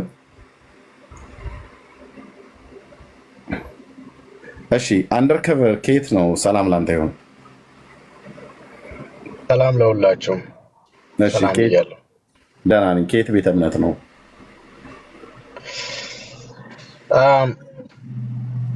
ብዙ ዲቴል አለው እምነቴን ከመናገሬ በፊት ማለት እንዴት ዲቴል? ብዙ ጊዜ መጥቼ የሆነ ነገር ሼር ለማድረግ ፈልግ ነበረ። ያው ብዙ ሰው ለመቀበል ይከብደዋል። በሆነ ምክንያት የሆነ ጊዜ ሞትን አይቼ ነበረ። ለተወሰኑ ጊዜያት ሞቼ ከሞት በኋላ ነፍሴ ከህይወት የተነጥላ የሆነ ኤክስፒሪየንስ ነበረኝ። ተደብቄም ሶሻል ሚዲያ ላይ የምወጣበት ምክንያት አንዳንድ ነገሮች ከጀርባ እየተሰሩ የሪሰርች ከሚሰሩ ካምፓኒዎች ጋር የሆነ ቤተ እምነት ከየት ነው ያልኩህ? ወንድማችን ምንም እምነት የለ ከማንም ጋር ምንም እምነት ሳይሆን የባህል ተውሶ ነው ያለኝ። ኦኬ እሺ። ስለዚህ ከዚህ ዛሬ ካነሳነው ርዕስ ጋር የሚገናኝ አይደለም ያንተ ሀሳብ። በሌላ ጊዜ ላይ ምናልባት ለኤቲስቶች ምናምን ነገር ሀሳብ በምናቀርብ ኤቲስት አይደለሁም። በሃይማኖት ደረጃ ኦርቶዶክስ ነው የምከተለው ኢትዮጵያዊ ስለሆንኩ እኮ። ስለዚህ እምነት ታዲያ እንደው ብዬ ስል ለምን እምነት የለኝም ትለኛለህ? ኦርቶዶክስ የኢትዮጵያ ኦርቶዶክስ እምነት ተከታይ ነህ ማለት ነው። ሃይማኖቱን የምከተልበት ሃይማኖተኛ ስለሆንኩ ሳይሆን የራሴ ምክንያት ስላለኝ ነው፣ ካለኝ ኤክስፒሪየንስ ተነስቼ። ስለዚህ እምነት ምንድነው ብሎ አሁን እንደኔ ለጠይቀ ሰው እምነቴ ምንድነው ነው ብለህ የምትለው? እምነቴ እግዚአብሔር ብቻ ነው አምላክ። የኦርቶዶክስን ሃይማኖት ታዲያ ለምንድን ነው መጠለል የፈለግከው? ወይ የኦርቶዶክስን ሃይማኖት ለመጠሪያነት ለምንድን ነው የፈለግከው? ከባህልና ከታሪክ ከማህበራዊ ህይወት ጋር እኔን የሚያስተሳስረኝ ነገር ስለሆነ ነው እንጂ ከእምነት ደረጃ የኢትዮጵያ ኦርቶዶክስ ተዋሕዶ ቤተክርስቲያን የምታምነውን ታምናለህ? በአንድ አምላክ እግዚአብሔር ብቻ ነው የማምነው። እሺ፣ ከቅድስት ድንግል ማርያም ማን ነው የተወለደው? ኢየሱስ ክርስቶስ። እሱ ማን ነው? እግዚአብሔር ነው ወይስ ማን ነው? እሱን ነው የምልህ። አሁን ይህንን መልስ ቀጥታ ከመመለሴ በፊት ኖ አይ ቆይ፣ በመጀመሪያ መልስልና ከዛ ማብራሪያው ላይ ከፈለግ ትቀጥላለህ። ኢየሱስ ከድንግል የተወለደው ክርስቶስ ኢየሱስ ማን ነው? በአንተ ባለህ መረዳት የኦርቶዶክስ እምነት ተከታይ ነኝ ብለሃል። ግን ደግሞ የኦርቶዶክስን እንደው ለመጠሪያነት እንጂ የምፈልገው እኔ ግን ሌላ አይነት ነገር አለኝ ነው ያልከው። ስለዚህ ኢየሱስ ክርስቶስ ማን ነው? ኮንቨርሴሽኑን በማኒፑሌሽን መንገድ አይደለም መቀጠል እንፈልገው። ሌላ ሰዓት መምጣት ካለብኝ ሌላ ሰዓት መጣለው እንጂ ይሄ አሁን እናንተ የያዛችሁት የሃይማኖት ጎራ መያዝ ነው። ያ ነገር ደግሞ እኔ ካየሁት ኤክስፒሪየንስ፣ ከህይወት ኤክስፒሪየንስ፣ ከነፍስ ኤክስፒሪየንስ ጋር ማች ስለማያደርግ ሜይ ቢ በሌላ መንገድ ልመጣ እችላለሁ እንጂ ልከህልኝ አይደል? ገስት ልከህልኝ ነው አይደል ያስገባው? ትክክል ነው። ርዕሱን አይተህ በርዕሱ ላይ የምትናገር መስሎኝ ነው። ምክንያቱም ኦርቶዶክሳውያን ክህነታቸው መጽሐፍ ቅዱሳዊ ነው ብሎ የሚል ጥያቄ ስለሆነ ያቀረብነው ርዕስ እሱን መሰረት አድርገህ ልትመልስልን የፈለክና ገስት የላክልኝ ስለሆነ ነው ያስገባው። ከገባ በኋላ ግን የኦርቶዶክስ ሃይማኖትን ለመጠሪያነት እንጂ የምፈልገው ከባህልና ከአንዳንድ አኳያ የምግባባበት ነገር ስላለ እንጂ ከእምነት አኳያ ግን አትግባባበትም ማለት ነው። ስለዚህ እኔ እንደ ትናንት ባለፉት ዘመኔ ማለት ነው በኦርቶዶክስ ቤተክርስቲያን እንደነበረ ሰው ኢየሱስ ክርስቶስን ኦርቶዶክስ አምላክ ነው ብላ ታምናለች። አንተ ታምናለህ እንደዛ? አሁንም ያንን መልስ መመለስ እችላለሁ ከሃይማኖታዊ አንግል፣ ግን ያንን ማድረግ አልፈልግም። እኔ በነብስ ሁላችንም በስጋና በእምነት ነው ብዙ ነገሮችን ኤክስፒሪየንስ የምናደርገው ምድር ላይ። ህይወታችን ነፍሳችን ግን ከስጋችን ከተለየች በኋላ ያለው እውነት ሌላ ነው። ሪያሊቲው ብዙ ነገሮችንም ደግሞ አይናችንን ተገልጦ እውነትን እናያለን። እሺ በቃ ስለ ነፍስሽ እንደዚህ እናድርገው። ማን የፈጠረህ አንተን? አምላክ። የአምላክ ማን ነው ስሙ? ያንን አምላክ በስጋ ብዙ ሰዎች እግዚአብሔር፣ አላህ፣ መሳያ ብለው የሚጠሩት አንተ ማን ነው ብለህ የምትለው? ሰዎችን ተዋቸው። አሁን ባለበት ቋንቋና ባህል አንጻር እግዚአብሔር የሚለው ስም ይሰጠዋል። አሁን በአንተ ማለት ነው አይደል? እኔ ባለሁበት ባህል አገርና ቋንቋ እግዚአብሔር ተብሎ ያ አምላክ የሁሉ የበላይ እግዚአብሔር ተብሎ ስም ይሰጠዋል ምድር ላይ። በየትኛው ባህል? አንተ ባለበት ባህል በየትኛው ባህል? በኢትዮጵያ። የኢትዮጵያ ባህል ስንት አይነት ባህል ነው ያላት ኢትዮጵያ? ኢትዮጵያ ብዙ አይነት ባህል አላት። አንተ ከየትኛው ባህል ውስጥ ነህ? በየትኛው ባህል ላይ ነው እግዚአብሔር ብለው የሚጠሩት? ኢትዮጵያ ብዙ ባህሎች አሏት። ከዛ ባህል በየትኛው ባህል ላይ ነው እግዚአብሔር ተብሎ የሚጠራው? አዎ፣ ኢትዮጵያ ውስጥ ባህል የሚባለው ማንም ጎሳ ተደራጅቶ ተስማምቶ በየትኛው ባህል ነው ያልኩ? የኢትዮጵያ ባህሎችን አይደለም። አይ ነው ወንድም ኤርሚያስ፣ እንደዚህ ኮንቨርሴሽኖችን ለመቀጠል ትንሽ ይከብዳል። በቃ ለምንድን የከበደህ? ነው ከብዶኝ አይደለም። ይኸውልህ ነገሮችን ግልጽ ለማድረግ እንዲረዳን ያለው ስለከበደ ነው። ይከብዳል ብለህ ያልከው ስለከበደ ነው። ልክ ነው። አይደለም ለመረዳት እንዲቀል በማለት ነው።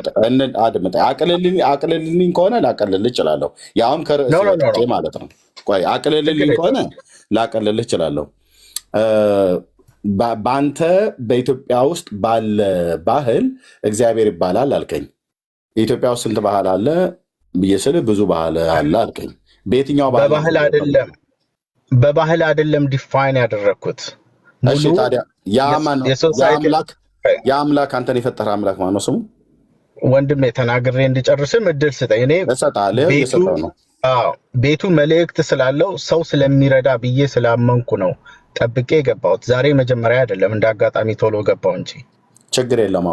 አሁን ያ የፈጠረ አምላክ ስሙ ማን ነው ያልኩ? እግዚአብሔር ባለን ቋንቋ በምንድን ነው እግዚአብሔር መሆኑን በምንድን ነው ያወቀው? እግዚአብሔር መሆኑን መጽሐፍ ቅዱስም መረጃውን በቂ አያቀርብም። ተፈጥሮ፣ እኔ ራሴ፣ ሰው ማንነቱ፣ ዓለም በራሱ የማይክደው በምንድን ነው ያወቀው ነው ያልኩ? በስራው። እሺ በስራው ቀለል አድርግልህ። ኦኬ በስራው አይደል? ከስራው አንዱ አንተ ነህ ወይስ አይደለም? ነኝ። አንዱ አንተ የማን ስራ ነህ? ስራውን ብቻ ሳልሆን ጥበቡም ነኝ። የጠየቅኩ መልስልኝ። ከስራው አንዱ አንተ ነህ። አዎ። ስለዚህ አንተን የሰራህ ማነው ስሙ? እግዚአብሔር ነው ያልከኝ አይደል?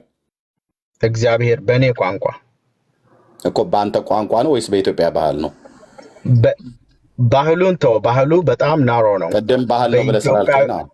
ቀደም ባህል ቋንቋ በአንተ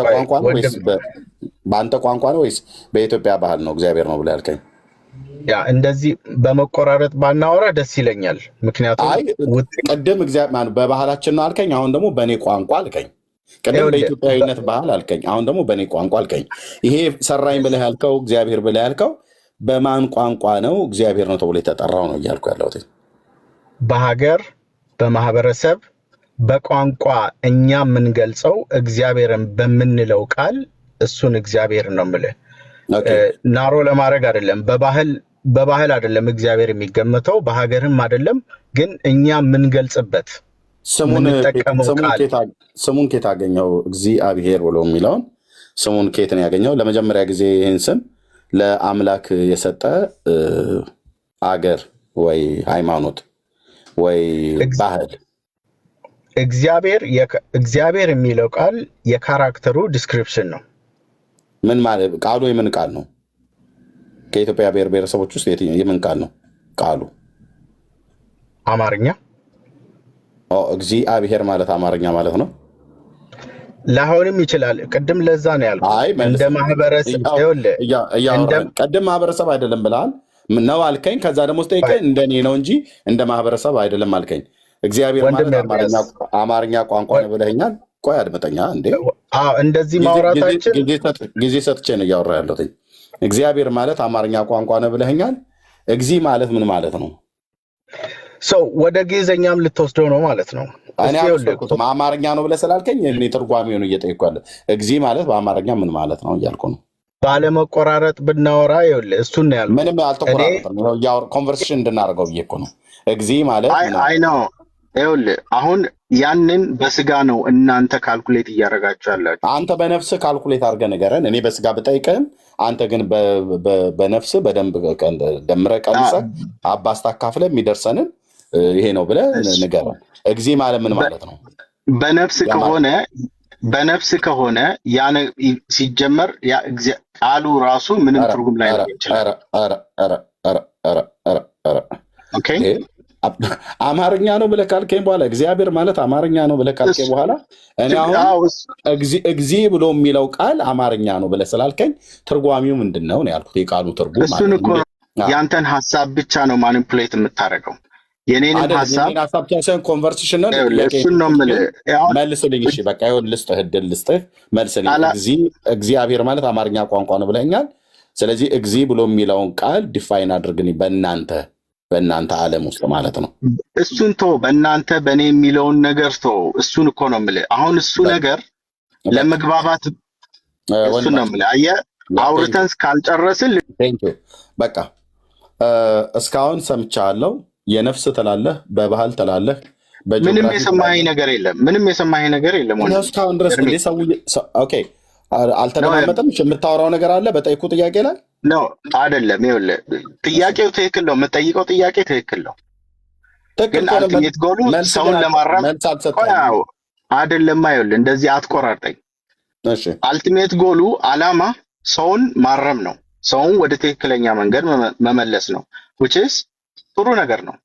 ግን አሁን እኔ እናንተ እንዲህ ስናወራ የሆነ ነገር ጠይቀኸኝ በቃል ከምታረመኝ ይልቅ ሙሉ ሴንቴንስ ተናግሬ ሲጨርስ የዛኔ ትይዝ አንተም የኔን ስህተት ለመያዝ ይመቻል። ግን በየቦታው እያያዝከኝ አንተ በፈለግኩበት መንገድ ስላልሄድኩ የሆነ ከያዝከኝ አላማውን ይቀይራል። እንደዛ እኮ እንዲይዝህ እኮ የምታደርገኝ አንተ ነህ። የምታወራው ነገር ርዕሱ ላይ አንደኛ ርዕሱ ላይ አይደለም። ይኸውልህ ልብ በል። አንደኛ ርዕሱን እያየህ ርዕሱ ለአንተ እንደማይሆነ እያወቅ ገስት ላክልኝ። ኦርቶዶክሳዊ ወንድም ነው ብዬ ገባ አንደርከቨር ከየት ቤተ እምነት ነው ብዬ ስለ እሱን ባልናገርም ለፈይ ምናምን ብላልክ መጨረሻ ላይ ግን አይ ኦርቶዶክስነትን ለስምነት ትጠቀምበታለሁ አይነት ነው። ያው ለስም ብሎ የሚለውን ቃል ቀጥታ ባትጠቀምም ምክንያቱም እኔ አንተም በሆን ምክንያቱ ምንድን ነው ብዬ ጠይቃለሁ። በባህል ብለህ አልከኝ። በባህል የሚያገናኘን ነገር አለ ብለህ አልከኝ። ኦኬ ስለዚህ እኔ ደግሞ ብዬ ጠየቅኩ ኢየሱስ ክርስቶስ ማን ነው ከድንግል ማርያም የተወለደው ብዬ አልኩ። እግዚአብሔር ነው ወይስ እግዚአብሔር አይደለም ብዬ ስለ እሱ ላይ አልናገርም አልከኝ። ምክንያቱም አንተ ስለ ሃይማኖት ነው እያወራህ ያለው። ታዲያ እኔ ደግሞ የመጣሁት ነው ስለምን ልታወራ የመጣሁት? እኔ እኮ የሃይማኖት ሰባኪ ነኝ። ወንድምነት ትክክል ዳንዬ፣ ወንድምነት አቤት። እሺ ምን አልባት ሶሪ በማርሰ ገባኝ። እሺ ኦርቶዶክሳዊ ነን ስትል ሰምተናል አይደል? አንደርከቨር ትክክል። እሺ አሁን ኦርቶዶክሳውያን ክህነታችሁ መጽሐፍ ቅዱሳዊ ነው የሚል አንስተናል። በዚህ ጉዳይ ላይ ማውራት አቅም አለ ነው? አሁን ይኸውልህ የመጣሁበትን ዓላማ ክሊር አድርጌ ነበረ። እኔ ስለ አንተ ዓላማ አይደለም የጠየቅኩ። አሁን የጠየቅኩ የአንተን ዓላማ አይመለከትም። እኛ ዓላማ አለን ስንወጣ ኦርቶዶክሳውያን ክህነታችሁ መጽሐፍ ቅዱሳዊ ነው የሚል ጥያቄን ያነሳ ነው። በዚህ ላይ ማውራት አቅም አለ ነው? ለሃይማኖት ስመጣ እኮ መጀመሪያ ግልጽ አድርጌ በሴንቴንስ የተናገርኩ መሰለኝ። ስለ ሃይማኖት ላወራ ሳይሆን የመጣሁት። ስለዚህ ሌላ ቦታ ሂዳ አሁን እየተወራ ያለው ሃይማኖታዊ ወሬ ነው። ችግር የለውም። በሃይማኖት የምታፍር ከሆነ ሌላ ቦታ ሄደ ስለ ሃይማኖት ነው ያወራ። የተረዳኸኝ አይመስለኝም። ችግር የለውም። መውጣቱ ችግር የለም ግን መረዳት አይጠበቅብንም ብራዘር። ኦርቶዶክሳዊ ሆነ ስለ ኦርቶዶክስ ማውራት ካልቻልክ አሁን እዚህ ጋር ያዝነው ጨዋታ አይደለም፣ ሌላ ወሬዎች አሉ እኮ። እኔ ላስረዳችሁ የፈለግኩት ደግሞ እኛ ስለአንተ ሀሳብ ሞትን እንዳየ ሰው ሃይማኖት ዋጋ ምንም ነው ችግር። ካልተደማመጥን መማማር ከየት ሊመጣ ይችላል? ቢያንስ እናንተ የተሻላችሁ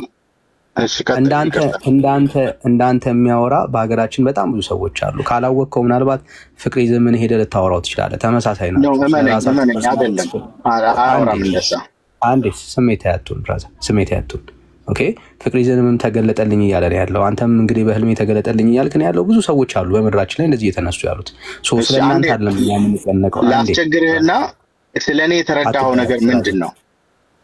አትደረብ ወዳጄ። አሁን እኛ ስለአንተ ህልምና ስለአንተ ቅዠት ምንም የምንጨነቅበት ሰዓት አይደለንም። አሁን ይዘን እየወጣን ያለነው ስለ አምላክ ቃል ልናወራ ነው። ኦርቶዶክሳዊ ነኝ ብለሃል። አሁን በተነሳው ርዕስ ላይ የማውራት አቅም ካለ እንቀጥል፣ ካለዛ ግን አሁን ህልም ምናምን ቡና አፍልተናል ቁጭ ብለን እያወራን ያለ ነው ብራዘር። አሁን ያየኸውን ህልም ቅዠት ምናምን ማስፈታት ከፈለክ ሰፈር ውስጥ በጣም ብዙ ቡና ሲፈላ ቁጭ ብሎ የሚያወሩባቸው ጊዜያቶች ያላቸው ሰዎች ይኖራሉ። እነሱ ጋር ሄደህ ተጫወት። አሁን እኛ እያወራን ያለ ነው ስለ እግዚአብሔር ቃል ነው። ስለ አምላክ ቃል እየተጫወትን ስለሆነ በዚህ ጉዳይ ላይ የማውራት አቅም ካለ እንቀጥል፣ ከሌለ ግን ለአንተ አይነት ለእንደዚህ አይነት ተረት ጊዜ የለንም እና ጊዜ አታባክን። እታች ሆነ ታፕታፕ ሼር አድርግ። የመጨረሻ እድል ልስጥ። አሁን በተነሳው ብራዘር በተነሳው ሀሳብ ላይ የማውራት አቅም አለ ወይስ የለህም? ኦኬ አሁን እኔ እስክታወራ አዳመጥኩ። 30 ሰከንድ ይኖርሃል ለማውራት ሳታቋርጥ። የማውራት አቅም አለ ወይስ የለህም ብራዘር? ልነግርህ ነው። አሁን እንደ ዲቤት የተናገርከው ነገር መሸነፍ ማሸነፍ ለሚለው ነገር ሊያመጣ ይችላል። የለህም አስጨርሰኛ ዳኒ። የቤቱ ዓላማ የቤቱ ዓላማ የመጨረሻ እድል ልስጥ። አሁን ወንድምነት በከፈተው ርዕስ ላይ የማውራት አቅም አለ ወይስ የለህም? የቤቱ ዓላማ ተከራክሮ ክርክርን ማሸነፍ ሳይሆን ሰውን ወደ ትክክለኛ መንገድ መውሰድ ነው። ትክክለኝ ሮንግ ነኝ ትክክለኝ።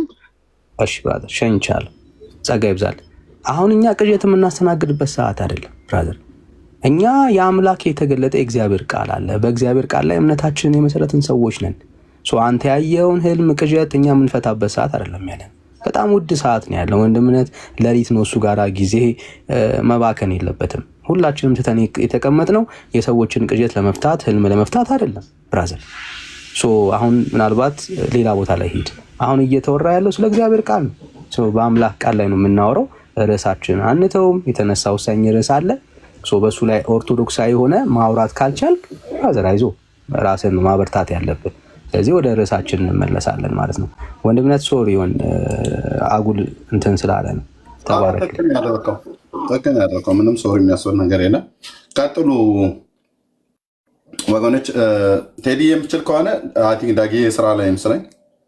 ዳጊ ከቻልክ የምትለው ነገር ካለ ማለት ትችላላችሁ። ይህም በደንብ ነው ጊዜ ወስደን የምናወራበት። ቴዲ ያለ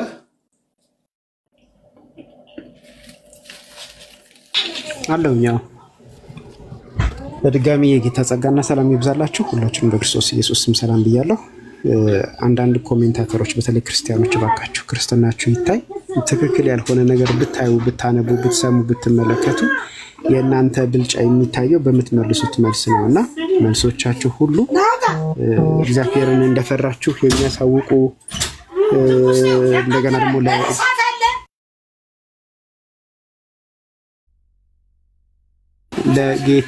ለጌታ ክብር በሚሆን መንገድ የሚሆን ነገር ይሁን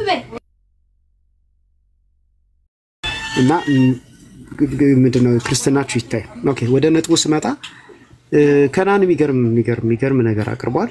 እዛ ላይ መጨመር ትክክል ላይሆን ይችላል።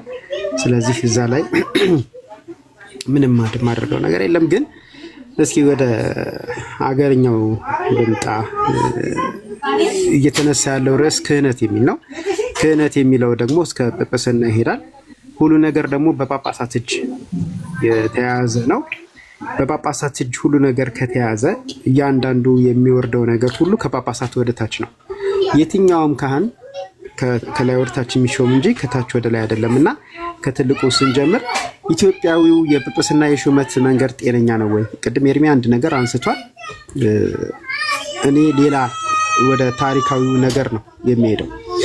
ኢትዮጵያ በተደጋጋሚ እዚህ ቤትም ተነስቷል፣ ሌሎች ቤቶችም ተነስቷል። ኢትዮጵያ የራሷን ጳጳስ እስክትሾም ድረስ ለ1600 ዓመታት ያክል ጳጳስ ከጎረቤት ሀገር ነበር ይመጣላት የነበረው። ኦኬ፣ ያ ጳጳስ ይመጣበት የነበረው መንገድ በሙሉ ደግሞ የግብፅ ቤተክርስቲያንን ባህል የተከተለ እንጂ የኢትዮጵያ ቤተክርስቲያንን ወይም ደግሞ የመጽሐፍ ቅዱሱን ባህል የተከተለ አይደለም። ስለዚህ የኢትዮጵያ ቤተክርስቲያንም ያንን የግብፅ ቤተክርስቲያንን ባህል ተከትላ ይዛው ነው የመጣቸው እንጂ መጽሐፍ ቅዱሳዊውን ባህል ወይም መንገድ አይደለም ይዛው የመጣቸው። እንደዛ ከሆነ ሲሾሙ የነበረበትን መንገድ እና ሲመጡ የነበረበትን ሁኔታ ስንመለከት ከፍተኛ የሆነ ከመጽሐፍ ቅዱስ ጋር የማይጋመድ ይልቁንስ ከመጽሐፍ ቅዱስ የራቀ ወይም የሸሸ ክፍተት ያለው እንደሆነ እንመለከታለን። አንድ ጳጳስ ለማስመጣት አንድ ጳጳስ ወደ አገር ውስጥ ለማስገባት ምን ያክል ይደከም እንደነበረ ጥቂት መጽሐፍቶችን ማገላበጥ ብቻ በራሱ በቂ ነው። ነገሩን ከዛ ከፍ ስናደርገው ጳጳሳት ያልነበሩበት በርካታ መቶ ዓመታት በታሪክ ውስጥ እንደ ክፍተት ሆነው የተፈጠሩን እናነባለን። በእነዚህ በርካታ መቶ ዓመታት ኢትዮጵያ ጳጳስ የሌላት መሆኑ ምንም አይነት የክህነት የመሾም ነገር ልባርጉ በርካታ ዓመታት አላልኩም፣ በርካታ ዓመታት እያንዳንዱን ከየዘመናቱ ጋር እያይዞ ማምጣት ይቻላል። በርካታ መቶ ዓመታት ያለ ጳጳስ ቆየች ማለት ምንድነው ችግሩ? ምንድነው የሚያመጣው ክፍተት ከተባለ ምንም አይነት ድቁና አይሾምም፣ ምንም አይነት ክህነት አይሰጥም ማለት ነው። ምክንያቱም ክህነቱ የሚሰጥ የነበረው በእነዚህ በጳጳሳት በኩል ስለሆነ ሌሎችም ነገሮች ለምሳሌ ህንፃ ቤተክርስቲያን ቢገነባ ወይም ደግሞ ታቦት ቢዘጋጅ እነዚህ ሁሉ ያለ ጳጳስ ቡራኬ ወይም ደግሞ ያለ ጳጳስ ጸሎት አይጸኑም ወይም ደግሞ ወደ አገልግሎት አይገቡም። እና እነዚህ ሁሉ ክፍተቶች ነበሩ። እነዚህን እንደ መንደርደሪያ የማነሳው ምን ለማውራት ነው? አሁን ቀጥሎ የምናገረው ለማውራት ነው። ጳጳሳት በከፍተኛ ሁኔታ እጥረት በነበረበት ጊዜ የቤተክርስቲያን አገልግሎት ይስተጓጎላልና ምክንያቱም ዲያቆናትም ሌሎች ካህናትም ስለማይኖሩ የቤተክርስቲያን አገልግሎት ይስተጓጎላልና አንድ ጳጳስ ሲገኝ የተገኘውን እድል ለመጠቀም በሚል በጀርባ ላይ የታዘሉ ህፃናት ልብ አድርጎ እናንተ 40 እና 80 ቀን ስለመጠመቅና በዛ ደግሞ እግዚአብሔር ልጅ ስለመባል ብቻ ነው አይደል የምታውቁት። በጀርባ ላይ የታዘሉ ህፃናት ድቁና ይሰጣቸው ነበር። ከዛ በኋላ ያ ልጅ ሲያድግ በትምህርት ሳይሆን በድምጽ በማዳመጥ ያገኘውን ነገር ይዞ ወደ አገልግሎት ይገባ ነበር። ክህነቱ ይሰጥ የነበረው በምንድነው አልኩት? በጀርባ ላይ ታዝሎ በጀርባ ላይ ታዝሎ። ኦኬ እሺ፣ ትንሽ ከፍል አድርገው። ይሄን አንድ ጳጳስ ያደረገው ነው አሁን የምናገረው። ይሄኛው ጳጳስ እየዞረ በየቦታው ካህናትን ለመሾም ስላልፈለገ አድካሚ አይደለ? በእርግጥ በጊዜው ያው በአህያ ወይም በበቅሎ ወይም በፈረስ ጀርባ ላይ ሆናችሁ ነው የምትጓጓዙትና አድካሚ ነው። ያው ትራንስፖርት አይኖርም። አንዳንድ መንገዶች ደግሞ ለነዚህም ለእንስሳቶቹም እግር የማይመች ስለሆነ በእግሩ ሊጓዝ ይችላል ይሄ ጳጳስ ይሄ አባት። ስለዚህ እንደዚህ መጓጓዝና እንደዚህ ባለ መንገድ መሄድ ስላልፈለገ አሁን እናንተ በምትረዱት ቋንቋ ስሙን ልጥራው በፊኛ ነው አላልኩም፣ እናንተ እንድትረዱት ነው ሐሳቡን። በፊኛ ትንፋሹን ብሎ ፊኛው ውስጥ ይታሰርና ክህነት የሚሰጠው ሰው ዲቆናም ይሁን ሌላ ክህነት የሚሰጠው ሰው ጋር ሄዶ ከዛ ከትንፋሹ ላይ እየተደረገ ክህነት ይሰጥ ነበር። ይሄ ዶክመንተሪ የሆነ ነው ማወራው። እሺ ቤተሰቦች፣ መረጃ መቅረብ የሚቻልበት ነው ማወራችሁ። እንደዚህ ባለ መንገድ የመጣውን ክህነታችሁን እንግዲህ መጽሐፍ ቅዱሳዊ ነው የምትሉን ከሆነ ያው ሞኝ በምን ያሸንፋል ቢሉ እምቢ በማለት የሚለውን ተረት ያስተርትባቸዋልና ለዛ ነው ቅድም ኤርሚዬ ይገባሉ ብዬ አላስብም። ምክንያቱም መጽሐፍ ቅዱሳዊ ሳይሆን ባህላዊ ሀገራዊ ነው ብያልኩት ለዛ ነው። ተባረኩ።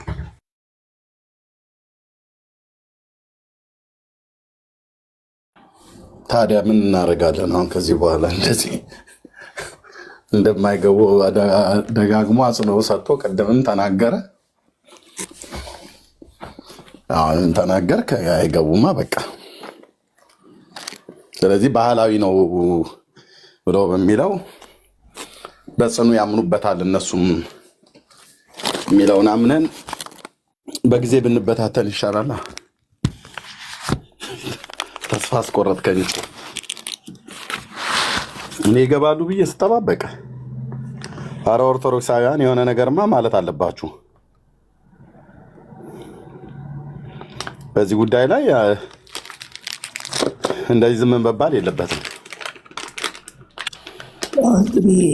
እንግዲህ የቀደመችው ኦርቶዶክስ የምታስተምረውን ነገር የሚናገሩ ስለሆንኩኝ እኔም እንደ ኦርቶዶክስ እያነበብኩ ነበር። አጋጣሚ ፍትሐ ነገሥቱንም ሁሉንም እያየሁት ነበር እና ቅድም ወንድማችን ከነዓን ወደ ተቀደሰው ስፍራ ለመግባት የሚደረገው የልብሱ መቀደስ፣ የእቃዎች መቀደስ፣ የተለያየ ነገር በጣም ከባድ ነበር። ለምን? በዛን ጊዜ እንግዲህ የእግዚአብሔር ጸጋ ማለት ሰውና እግዚአብሔር ስለተለያየ ለመቀራረብ ረጅም ርቀት ስላለ ሊቀ ካህኑ እንኳን ገመድና ሰንሰለት ታስሮለት ነበረ ወደ ቅድስተ ቅዱሳን የሚገባው። ለምን?